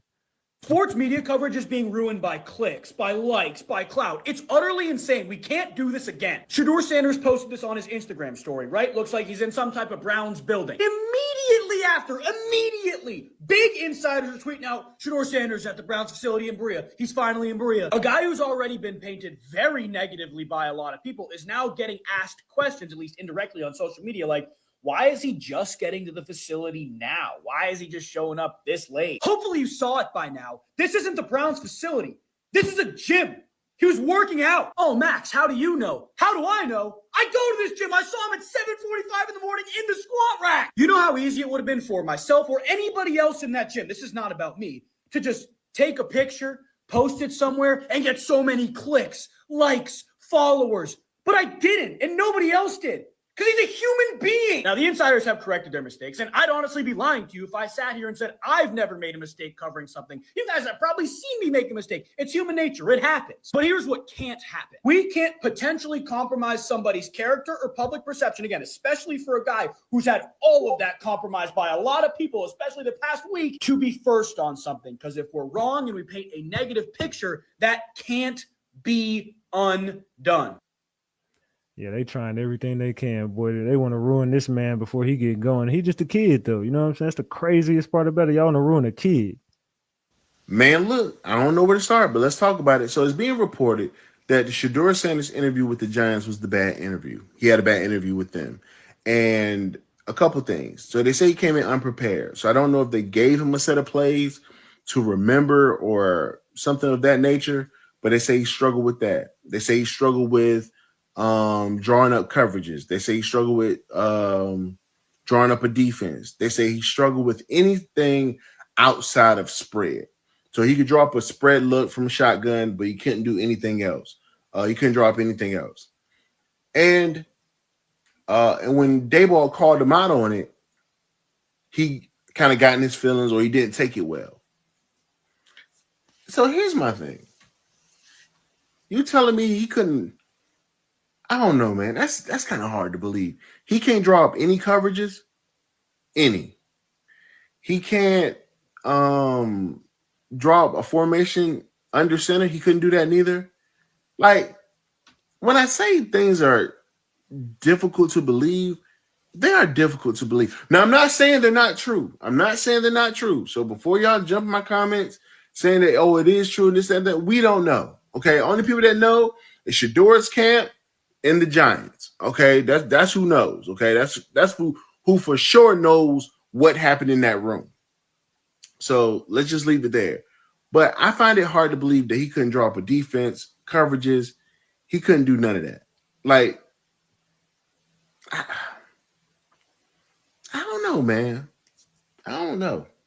That's just really hard to believe that he couldn't draw up any coverages or defenses, and all he knows is spread. He couldn't do any under center work. Okay. The dude dad is Deion Sanders. Y'all mean to tell me your daddy is Deion Sanders and you can't play football? Come on, fuck out of here. Man, look, I don't know where to start, but let's talk about it. Y'all know who this is?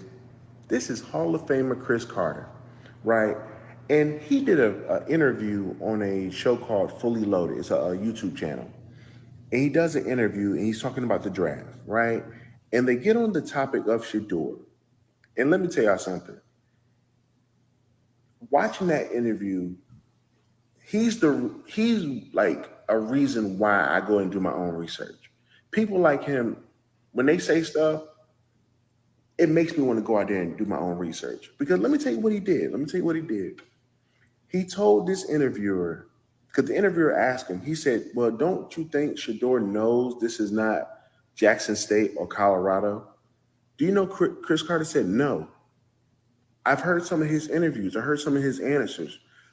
I've seen him work out with other players. Some of the responses are questionable, right? Okay. He uses a training video that is him and Cam Ward. And Cam Ward and Shedeur talking about things they like to do outside of football and this, that, and the third. Shedeur says, hey, man, you want to cut a rap video? Just joking. You can hear Bucky laughing in the background. Cam says, no, I just want to be known for football. He's like, man, you don't do nothing outside of football? No, I just want to be known as a football player. He praises Cam's responses and calls Shedeur's responses questionable. Huh? You don't cut the shit with your homeboys in training? Or you just always serious? Okay, cool. Then he says Shedeur has below average or average arm talent, traits, this, that, and the third. And it's kind of mind-blowing. It's really kind of mind-blowing because, like, did we not all see the same tape? Like, what tape is everybody watching?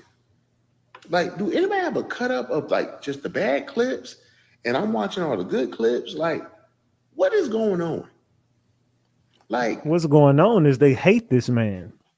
They hate a kid that's wearing the biggest necklaces. He got all the jewelry. He got the women. He got the money. He got the good hair. He got the nice cars, the nice clothes. He's rich. He's famous. His dad is rich. His dad is famous. And all that comes with power.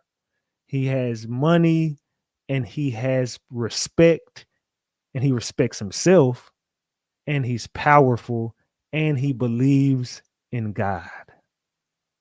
That's the issue we got here. The man is rich. The man is powerful. The man is respectful. You can say he's cocky. Who the fuck cares? It's sports. If you're not cocky, I don't get off the fucking field or the court. I don't. If you're not that guy, if you don't look at me and tell me you can't hold me, you can't guard me, you're not a shit talker. I don't want you on my team. Me personally, look, I need the best of the best. You need to look at me in my eyes and tell me I got this. The ball needs to be in my hands at the end of the game. That's how Kobe was. That's how Jordan was. You know what I'm saying? That's the people we want to look up to. I don't want to look up to no person that's saying, oh, well, give him the last shot. No, give that shit to me. If it's me, give me the shot. I need that. I want to win or lose in my hands. Fuck it if I miss it. I want to be the one to miss it. If I would rather it go off of my hands and I miss it, then I could live with that. I can't live with somebody else taking the last shot. That's just me. Just help me understand. Now, look, everybody's entitled to their opinion. They are. And I'm not here to fight every battle for Shedeur or anything like that. But bro, it makes you wonder, like, what the hell is everybody looking at? Like, somebody even used the fact that Cam Moore said, oh, well, all you do is throw check downs and bubble screens. And then when Shedeur says, I didn't have a run game, you had a run game, they use that against Shedeur. Like, make the shit make sense. Like, bro, it really makes you wonder. It really do make you wonder, like, y'all just dislike this dude, man. For whatever reason, y'all just dislike him. It's like, whatever. Because I bet you if roles were reversed or whatever, y'all wouldn't have done this to Cam Ward. I don't believe so. I just believe it's because it's Shedeur and how he is, who he is, who his father is. I do believe that. I do. You can't tell me no different. You just can't. Something is up. And even Chris Carter said it. He even says it in the interview. He says they did not collude against him. And then in the same interview said they wanted to humble him. Make it make sense. Chris Carter got to be the Uncle T, if I ever seen one. He got to be. He got to be. All right. So what happened with Shador Sanders? Well, a number of things happened. The number one thing that didn't happen was there was not a collusion message with the NFL owners. Okay. What? Okay. A lot of people think that. Because they wouldn't be able to keep a secret like that.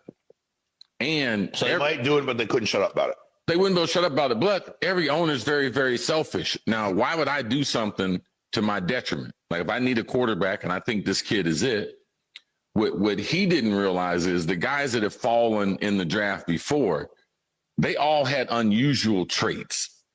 Like they had some superstar qualities to them. Now, some other things happened that made them fall, but Shedeur and his family, they overplayed their hand. Them thinking that he was in the same evaluation mode as Eli Manning, they didn't play that right. Them trying to narrow the teams that he was going to go to. Come on, line his stats up with Eli. Boy, he cooking Eli. Let's be serious, bro. Line his stats up with Eli. Shedeur cooks Eli. Fucking Eli Manning. Are we being serious? I mean, he did a great job winning 2 Super Bowls. I ain't taking that from him. But let's be serious. Eli was a fuck up at best. And got 2 very lucky, but hey, he had 2 good seasons, and he did that. But Eli was a fuck up. Shedeur is legendary. That didn't do right. Not working out the combine, that wasn't the right thing.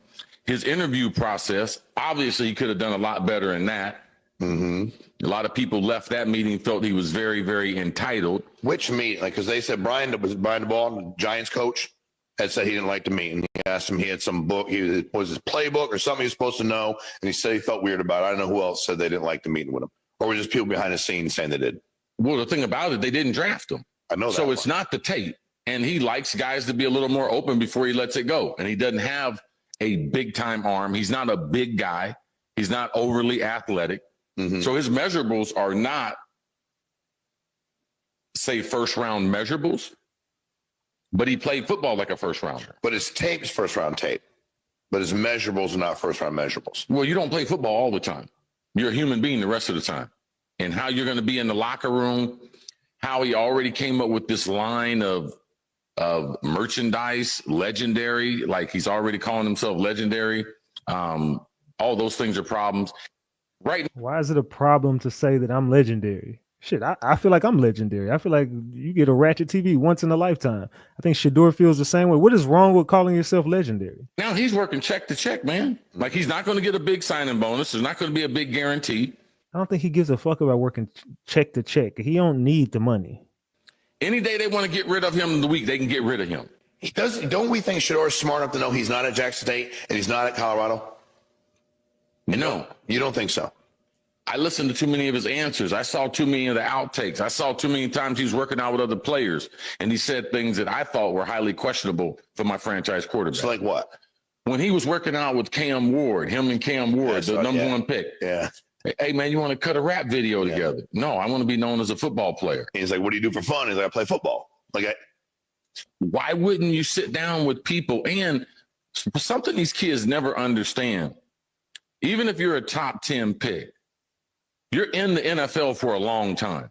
Yeah. So your interview, your tape, people in the room that see you, someone can like you in the room. They might not draft you 5-10 years later, man. You're looking for a guy, you're looking to trade, and they remember your interview. Yes. The interview you had. It's a small world. This whole thing with Deion and the media and everything, like it's out of control. Like it did not help him. It helped him make money in college because he got followers. Hey, we need 80 likes to get to 1,000. Everybody hit that like button if you haven't already. But it actually hurt him as far as him getting a job as an NFL quarterback. You mean as Shedeur? His social media stuff with Shedeur? Yes. It hurt him. Yeah. What else hurt him? I know Let me tell you what he understands today. Okay. He ain't running shit. Okay? Yeah. Let me tell you what. They taught him a great lesson. Look at this motherfucker.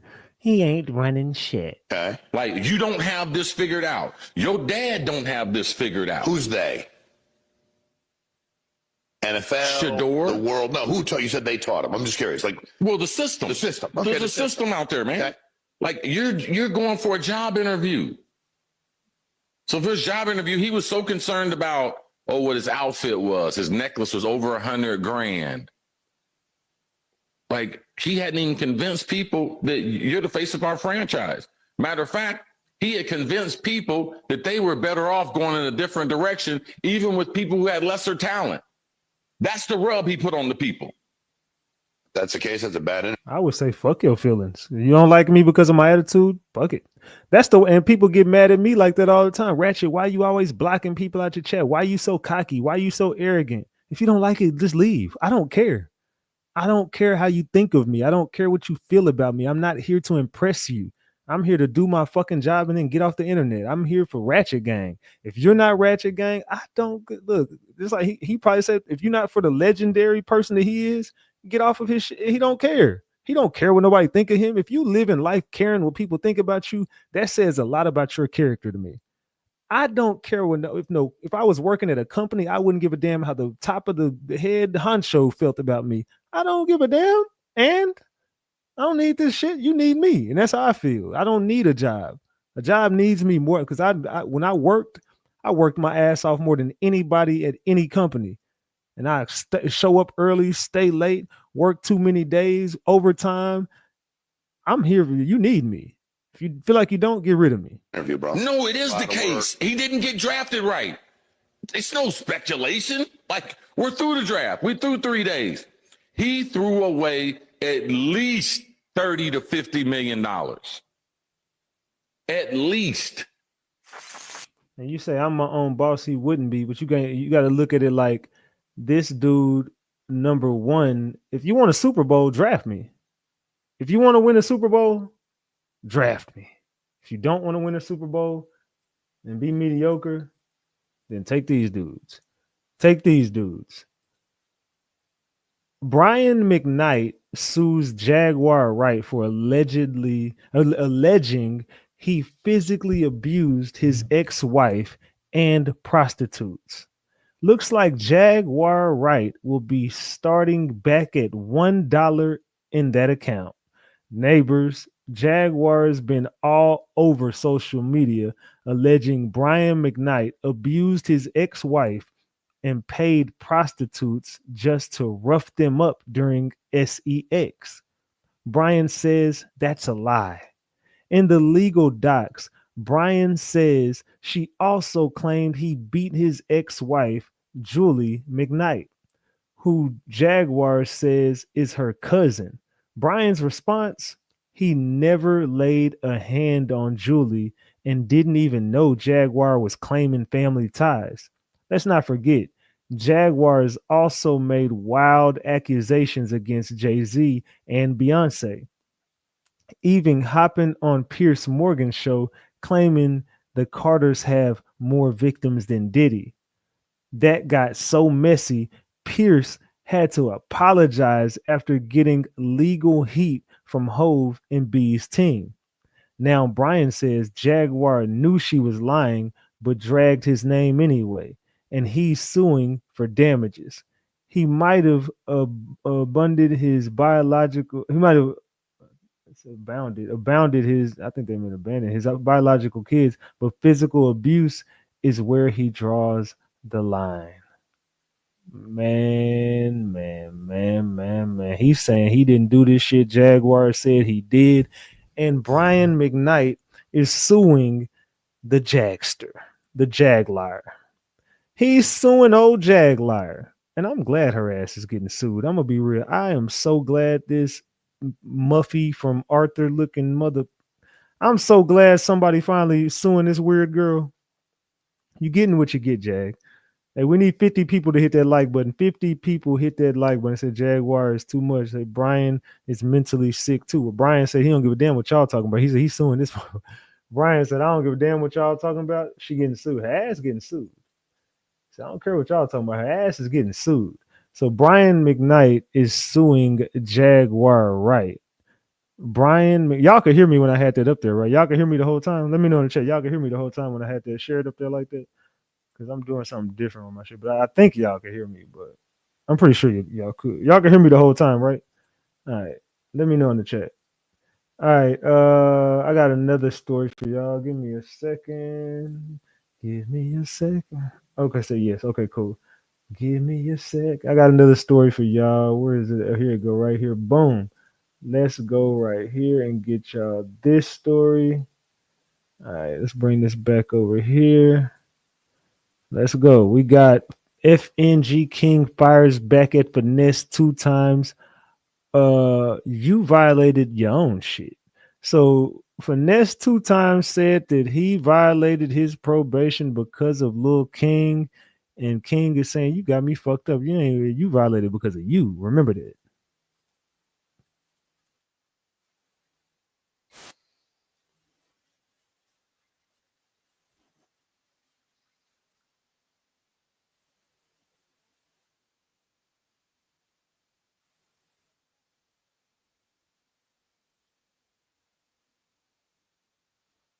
Hold on.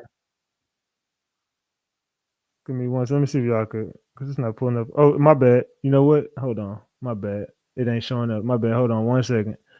My bad. My bad. I gotta share my screen for that. My bad, y'all. All right, let's get to it like this. Hold on. I gotta share my screen for it. I forgot. My bad. All right. My bad. I forgot. All right, let's go back over here. I forgot that my screen got to be shared for me to do that. Shit. Damn it. Hold on. All right, I'm over here messing up. Give me a second. All right, let's share my screen again. My fault. Let's go back over here. Let's get this. Hold on. Damn it.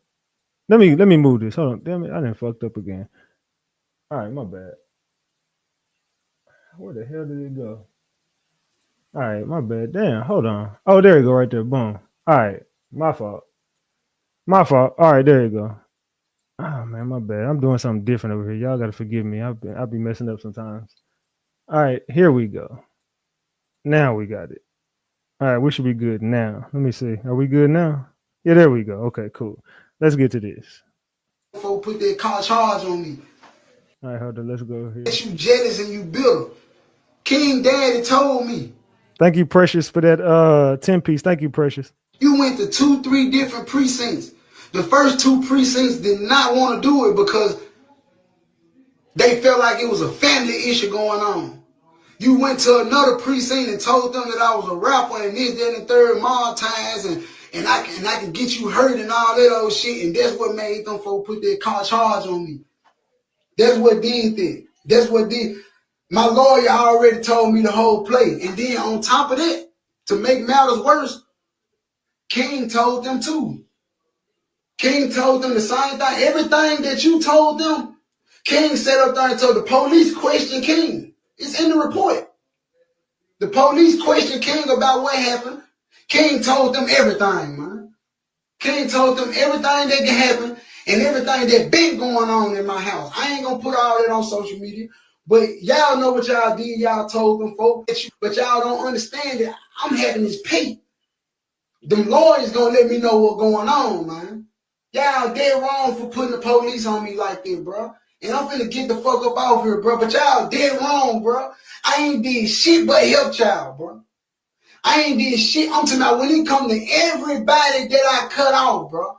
Everybody that y'all don't see around me no more, I did nothing but help them folks. They just wanted more. I ain't have more to give.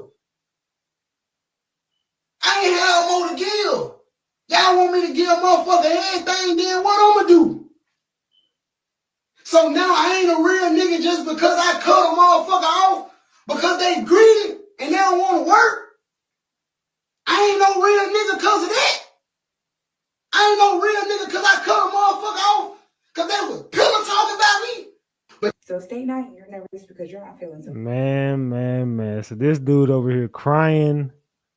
This dude over here crying about King. King said, fuck what he talking about. He don't give a damn. He said, that's crazy. My PO just called me and said they violated my probation for this shit happened, for the shit that happened with King. Finna go turn myself in. So now he going to turn himself in. Remember I called y'all. I called y'all. Remember I called this, y'all. Remember I told y'all he was gonna go to jail and behind this. See, everything I be saying been coming true, bro. Everything that I've been saying been coming true. This is crazy. He got me fighting a charge too. Ben told you to leave that YN alone. So y'all got these grown ass people that saying y'all got cases in behind a little kid. Y'all got these grown people on the internet crying because they saying they should have left the little kid alone. What the hell was you doing hanging around the little kid?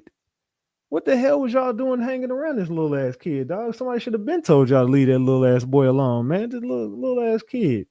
Little badass kid y'all running around on the internet with because y'all wanted some clicks and views. Well, you got what you got. I told you he was gonna snitch.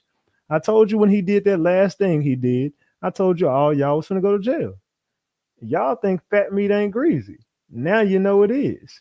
Y'all think fat meat ain't greasy, and now y'all know damn well it's very greasy. Oh, fat meat greasy as hell. So those are them little updates for y'all for that ish, man. But yeah, Lil King then snitched. Lil King getting them boys about the way, said little man running them. Yeah, he done ran them boys off the streets. I told y'all he was going to jail. I told y'all the Finesse was going to jail this year. Didn't I tell y'all Finesse 2 times will be in jail this year? I said, bro, that nigga finna be up out of here. I called it last year. I told you that nigga gonna be in jail next year. That we ain't got nothing to worry. That dude is going to jail. Watch. And then when the shit with King happened, I said that's gonna be the reason he go right there. He gonna go to jail. They gonna violate him over that shit. I already knew it. I knew this was coming, dog. I seen this day coming a long time ago. You can claim you ain't been around him this long. The dude already said how you had guns and you had drugs. You was having sex around the little boy. You was doing this. You was doing that. You don't want to talk about what's in them reports because you know you was doing a lot of sick shit around that little boy. You was having sorgies around him. Just take the S off. You was having sorgies around the little boy. The little boy seen a lot of shit that a little 10-year-old shouldn't have seen, dog. So I'm glad your ass is going to jail. I'm gonna be real. I am glad you are going to jail. So good riddance, good luck with your life, good luck with your career. But I don't know how you gonna make it up out of this, but it just is what it is, man. Finesse 2 times is up off the streets, and I'm glad. I am glad he up off the streets, man. They said doing all that illegal stuff in front. Yeah, he doing all that illegal stuff in front of that little boy. He doing all that illegal stuff in front of that little boy. We 3 hours in. I don't even know if nobody still want to hit this damn link. I didn't realize that I was gonna be covering content that damn long, but I had a lot to talk about tonight, man. I haven't been doing no content, bro. I just been going live, just popping my ish. But you know what I'm saying? If anybody want to hit that link, I pinned it to the top of the chat. If you don't, it's all good. I ain't doing no tripping. But hold on, somebody mentioned me in something. What the hell is this? What the hell is this? Oh, there's somebody tagging me in some music. I don't want to hear that shit. Let's see. Oh yeah. Let me show y'all this one. Let me show y'all this one right here. Hold on. Let me go back to this. Give me a second. Let's go over here. Let me grab this. Let's grab this one. Give me 1 second while I pull this up, y'all. Yeah, these niggas is, boy, y'all got to be more careful than y'all is out here with these little ass kids, dog. Hold on. Let's go over here. Let's go over here real quick. All right, let's watch this. A nigga make you violate your probation, bro. Like, just tell me. If you tell me I will cut all my hair off, just tell me. I know this nigga. If you tell me I cut all my hair off, I've been gone away from around you 6-7 months. Bro, you violated your own probation, bro. I ain't making no more videos about you. This hold on. Let me move it. Oh my god, I dropped my phone. My dog's in there barking. Be quiet, lay down. I dropped my damn phone. All my dog's barking. Salute to Marty G for that membership. 23 months. I appreciate it. Salute. Y'all heard my dogs barking in the damn background. Hold on. Let me go over here and do this real quick. I didn't mess my thing up because my dog's in there barking. Give me 1 second. Let me move my thing back over here. All right, my bad. All right, let's do this. Man. All right, let's go back in real quick. My fault. Let's do this again. How did a nigga make you violate your probation, bro? Like, just tell me. If you tell me I will cut all my hair off, just tell me. I've been gone away from around you 6-7 months. Bro, you violated your own probation, bro. I ain't making no more videos about you. That shit is dead. We're gonna leave this alone. And don't get in my comments talking about some, why is a child speaking on a grown man? Why is a grown man speaking on a child? We're just gonna leave this right here and we're just gonna clear that right there. You get what I'm saying? Just keep a nigga name out your mouth. Go your separate ways, man. I wish you the best. Hold your head high, nigga. Hold your chin up. Peace out. Ain't no way in hell no 10-year-old finna tell me on my way out to the feds, hey, hold your head high and hold your chin up. I'm out. Peace. That nigga just sent him on his way. He snitched on him and sent him right about his damn way. That little boy just told him, hold your chin up, hold your head high, and I'm gone. Like, hey, I snitched. Hey, your ass is up out of here, dog.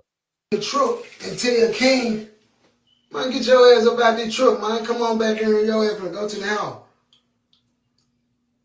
Joyce tell Lil Ju, now this, Joyce ain't got nothing to do with my family. Joyce ain't got nothing. Joyce don't know King. Joyce met King through me. She don't know King. She don't supposed to have King or none of this shit. I literally let King go over there for 3 days. And fucking Joyce kidnapped the boy and let him. Hold on, wait. So in the same breath that you saying she don't know him, don't know nothing about him, and she met, but yet she met him through you, and you gave her to him for 3 days, and she kidnapped him. Do what the fuck, whatever they did, and it ended up to now. So look, check this out. Both of them on the same side of the truck. I'm looking at the camera from the smoke shop. I'm standing in the smoke shop looking at the camera, looking at what's going on, trying to see if King finna get his ass out this truck. Next thing I know, I see the motherfucking truck start moving the truck and tell King, man, get your man. All I know is my baby is halfway sticking out this truck, like, cause Sugar trying to scrap my baby in. So I panic. I run outside. When I get outside, I'm telling Sugar and Lil Ju, man, fuck it, let her go. Just get my baby. Like, let her go. Like, this woman, this old lady is literally sitting in the car arguing with Lil Ju about King. And Lil Ju telling her, like, this ain't even your child. Like, this not your child, bro. Why is you out here arguing? Man, the lady literally, when Lil Ju back, I said, fuck it, bro, just give my child, let King stay in there. Like I said, because I already know him. Man, this dude. All I know is time Joyce on some straight police shit. So I ain't trying to deal with Joyce. Like, if that's what she on, she want to have King like that, she can have King. Let me call King grandmama and his dad and let them know my Joyce got King. Because obviously y'all know he with Joyce, but y'all ain't telling me he with Joyce because I ain't giving y'all no money no more. Because I ain't giving motherfucking money no more. That's what all this is about, man. All this shit is about money. That's what this shit about. All this shit is about some money. So the old lady stopped the truck. I get the Jonesing on her with your old fat SpongeBob SquarePants looking at I tell the bitch, yeah, bitch. I know you ain't the one that's ranking on nobody's body shape.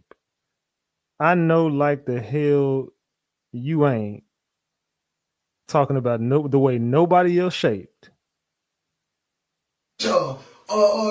Bitch, boy egg with legs, have looking ass bitch. I get to going in on the bitch, yeah, bitch, upside down, oval, looking at time. Joyce on some straight police shit. So I ain't that bitch, I get the check, I'm joning on her. So she leave. I'm thinking that that's just that. You know what I'm saying? Like, you know, she took King, I called King grandmama, I said, hey, they acted like it was cool. I took my hands off of it. I never worried about King again until my PO called me and told me the shit on the internet about King. Y'all gotta understand, bro. I done dealt with CPS twice dealing with King. I done went through some shit dealing with this nigga, man. I went through it dealing with John. Y'all don't even understand it. Y'all don't understand it. Like, don't nobody understand that part. Everybody see the bad shit from this dude. Don't nobody see you got say cheese all from that. They posting this shit. Why y'all ain't posting these projects? Why y'all ain't posting this shit that matter? Why y'all ain't posting helping a black nigga out? You know what I'm saying, bitch, I get the check. I'm joining on them. I get it. Y'all gotta pay y'all bills. I respect the game. I respect the game. I respect the game. I respect the game. Y'all gotta pay y'all bills. Laugh at for this. You know what I'm saying? I be a clown. All right. Laugh at for this. It's all good. It's all good. I know it's what y'all want to see. So anyway, the lady went and put a charge on me, man. She went and put a misdemeanor on me, man. They charged Lil Ju. They charged me and Lil Ju. They charged me and Lil Ju. She got me and Lil Ju fucked up. The only thing that got me fucked up is one, because it's violent. They said, I'm saying, she went and told them that we told her that we'll shoot her in the face. I mean, what she said we said?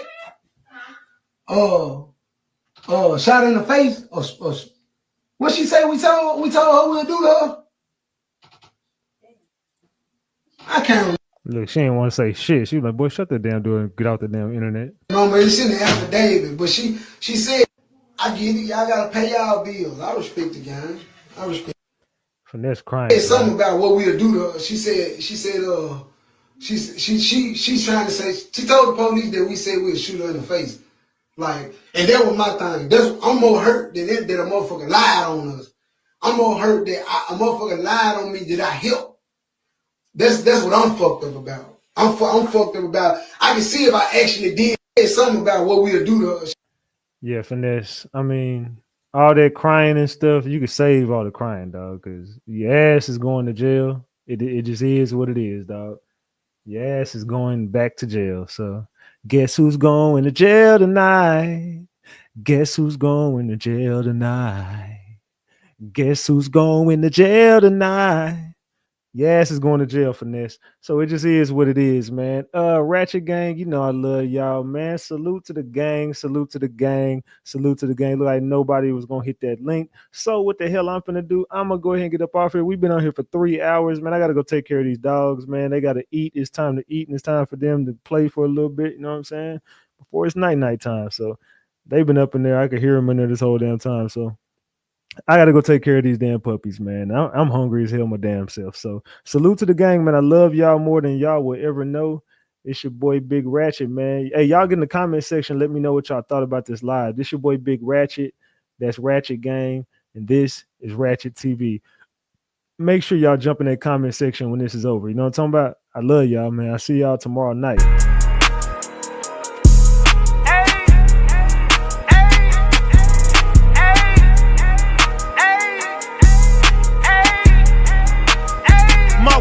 White, but I'm Black Panther, bitch. When I started rapping, I was slapping shit. Man, I've been a savage before 21. Riding with a baddie and she 21. I used to ride around with about 21s. Now I see them strippers throw them 21s. Started in the back, now I'm in the front. With this do-rag and this beanie like I'm Iverson. Yeah. You niggas play all day. I made a lane, y'all want the drip, and I watched all y'all take. I played the game, I got rich, and I watched all y'all hate. Just apologize ahead of time before I let it fly in y'all face. We'll turn this bitch into Columbine, cause the gang not far away. And we know where y'all stay. So let's keep it gangster, why fight when I could just smoke out where you lay? Hey, she wanna crash at my crib tonight, but she leave lotion and that stupid shit my bitch gon' find. I hit that bitch with a ratchet gang beanie on. I'm not a simp, I only fed that whole Cinnabon. A lot of niggas like to talk, but they just in the way. But I can't argue with no niggas who not in the game. You know I'm Black Panther, bitch. When I started rapping, I was slapping shit. Man, I've been a savage before 21. Riding with a baddie and she 21. I used to ride around with about 21s. Now I see them strippers throw them 21s. Started in the back, now I'm in the front. With this do-rag and this beanie like I'm Iverson. Yeah. They used to try to leave me out the flyers for the shows. Now they tryna sign Ratchet Gang to HBO. Bottles of Patron get delivered to my hoes. I put it in the air, you know that weed is my cologne. Phoenix never cold, no we not on the beach. I'm at a lake house with a hoe. And knowing she a thotty, I'ma call up 2 more. And they all going crazy with them pals of green gold. And they just had 2 lines and they just did 15 more. And now they in the field and on their knees like Tebow, but that's the price of fame. So we both in the field, but you don't never play. Look, I'm a coach, you a player, boy, get out the game. You know I'm Black Panther, bitch. When I started rapping, I was slapping shit. Man, I've been a savage before 21. Riding with a baddie and she 21. I used to ride around with about 21s. Now I see them strippers throw them 21s. Started in the back, now I'm in the front. With this do-rag and this beanie like I'm Iverson. Yeah, the Black Panther, bitch. When I started rapping, I was slapping shit. Man, I've been a savage before 21. Riding with a baddie and she 21. I used to ride around with about 21s. Now I see them strippers throw them 21s.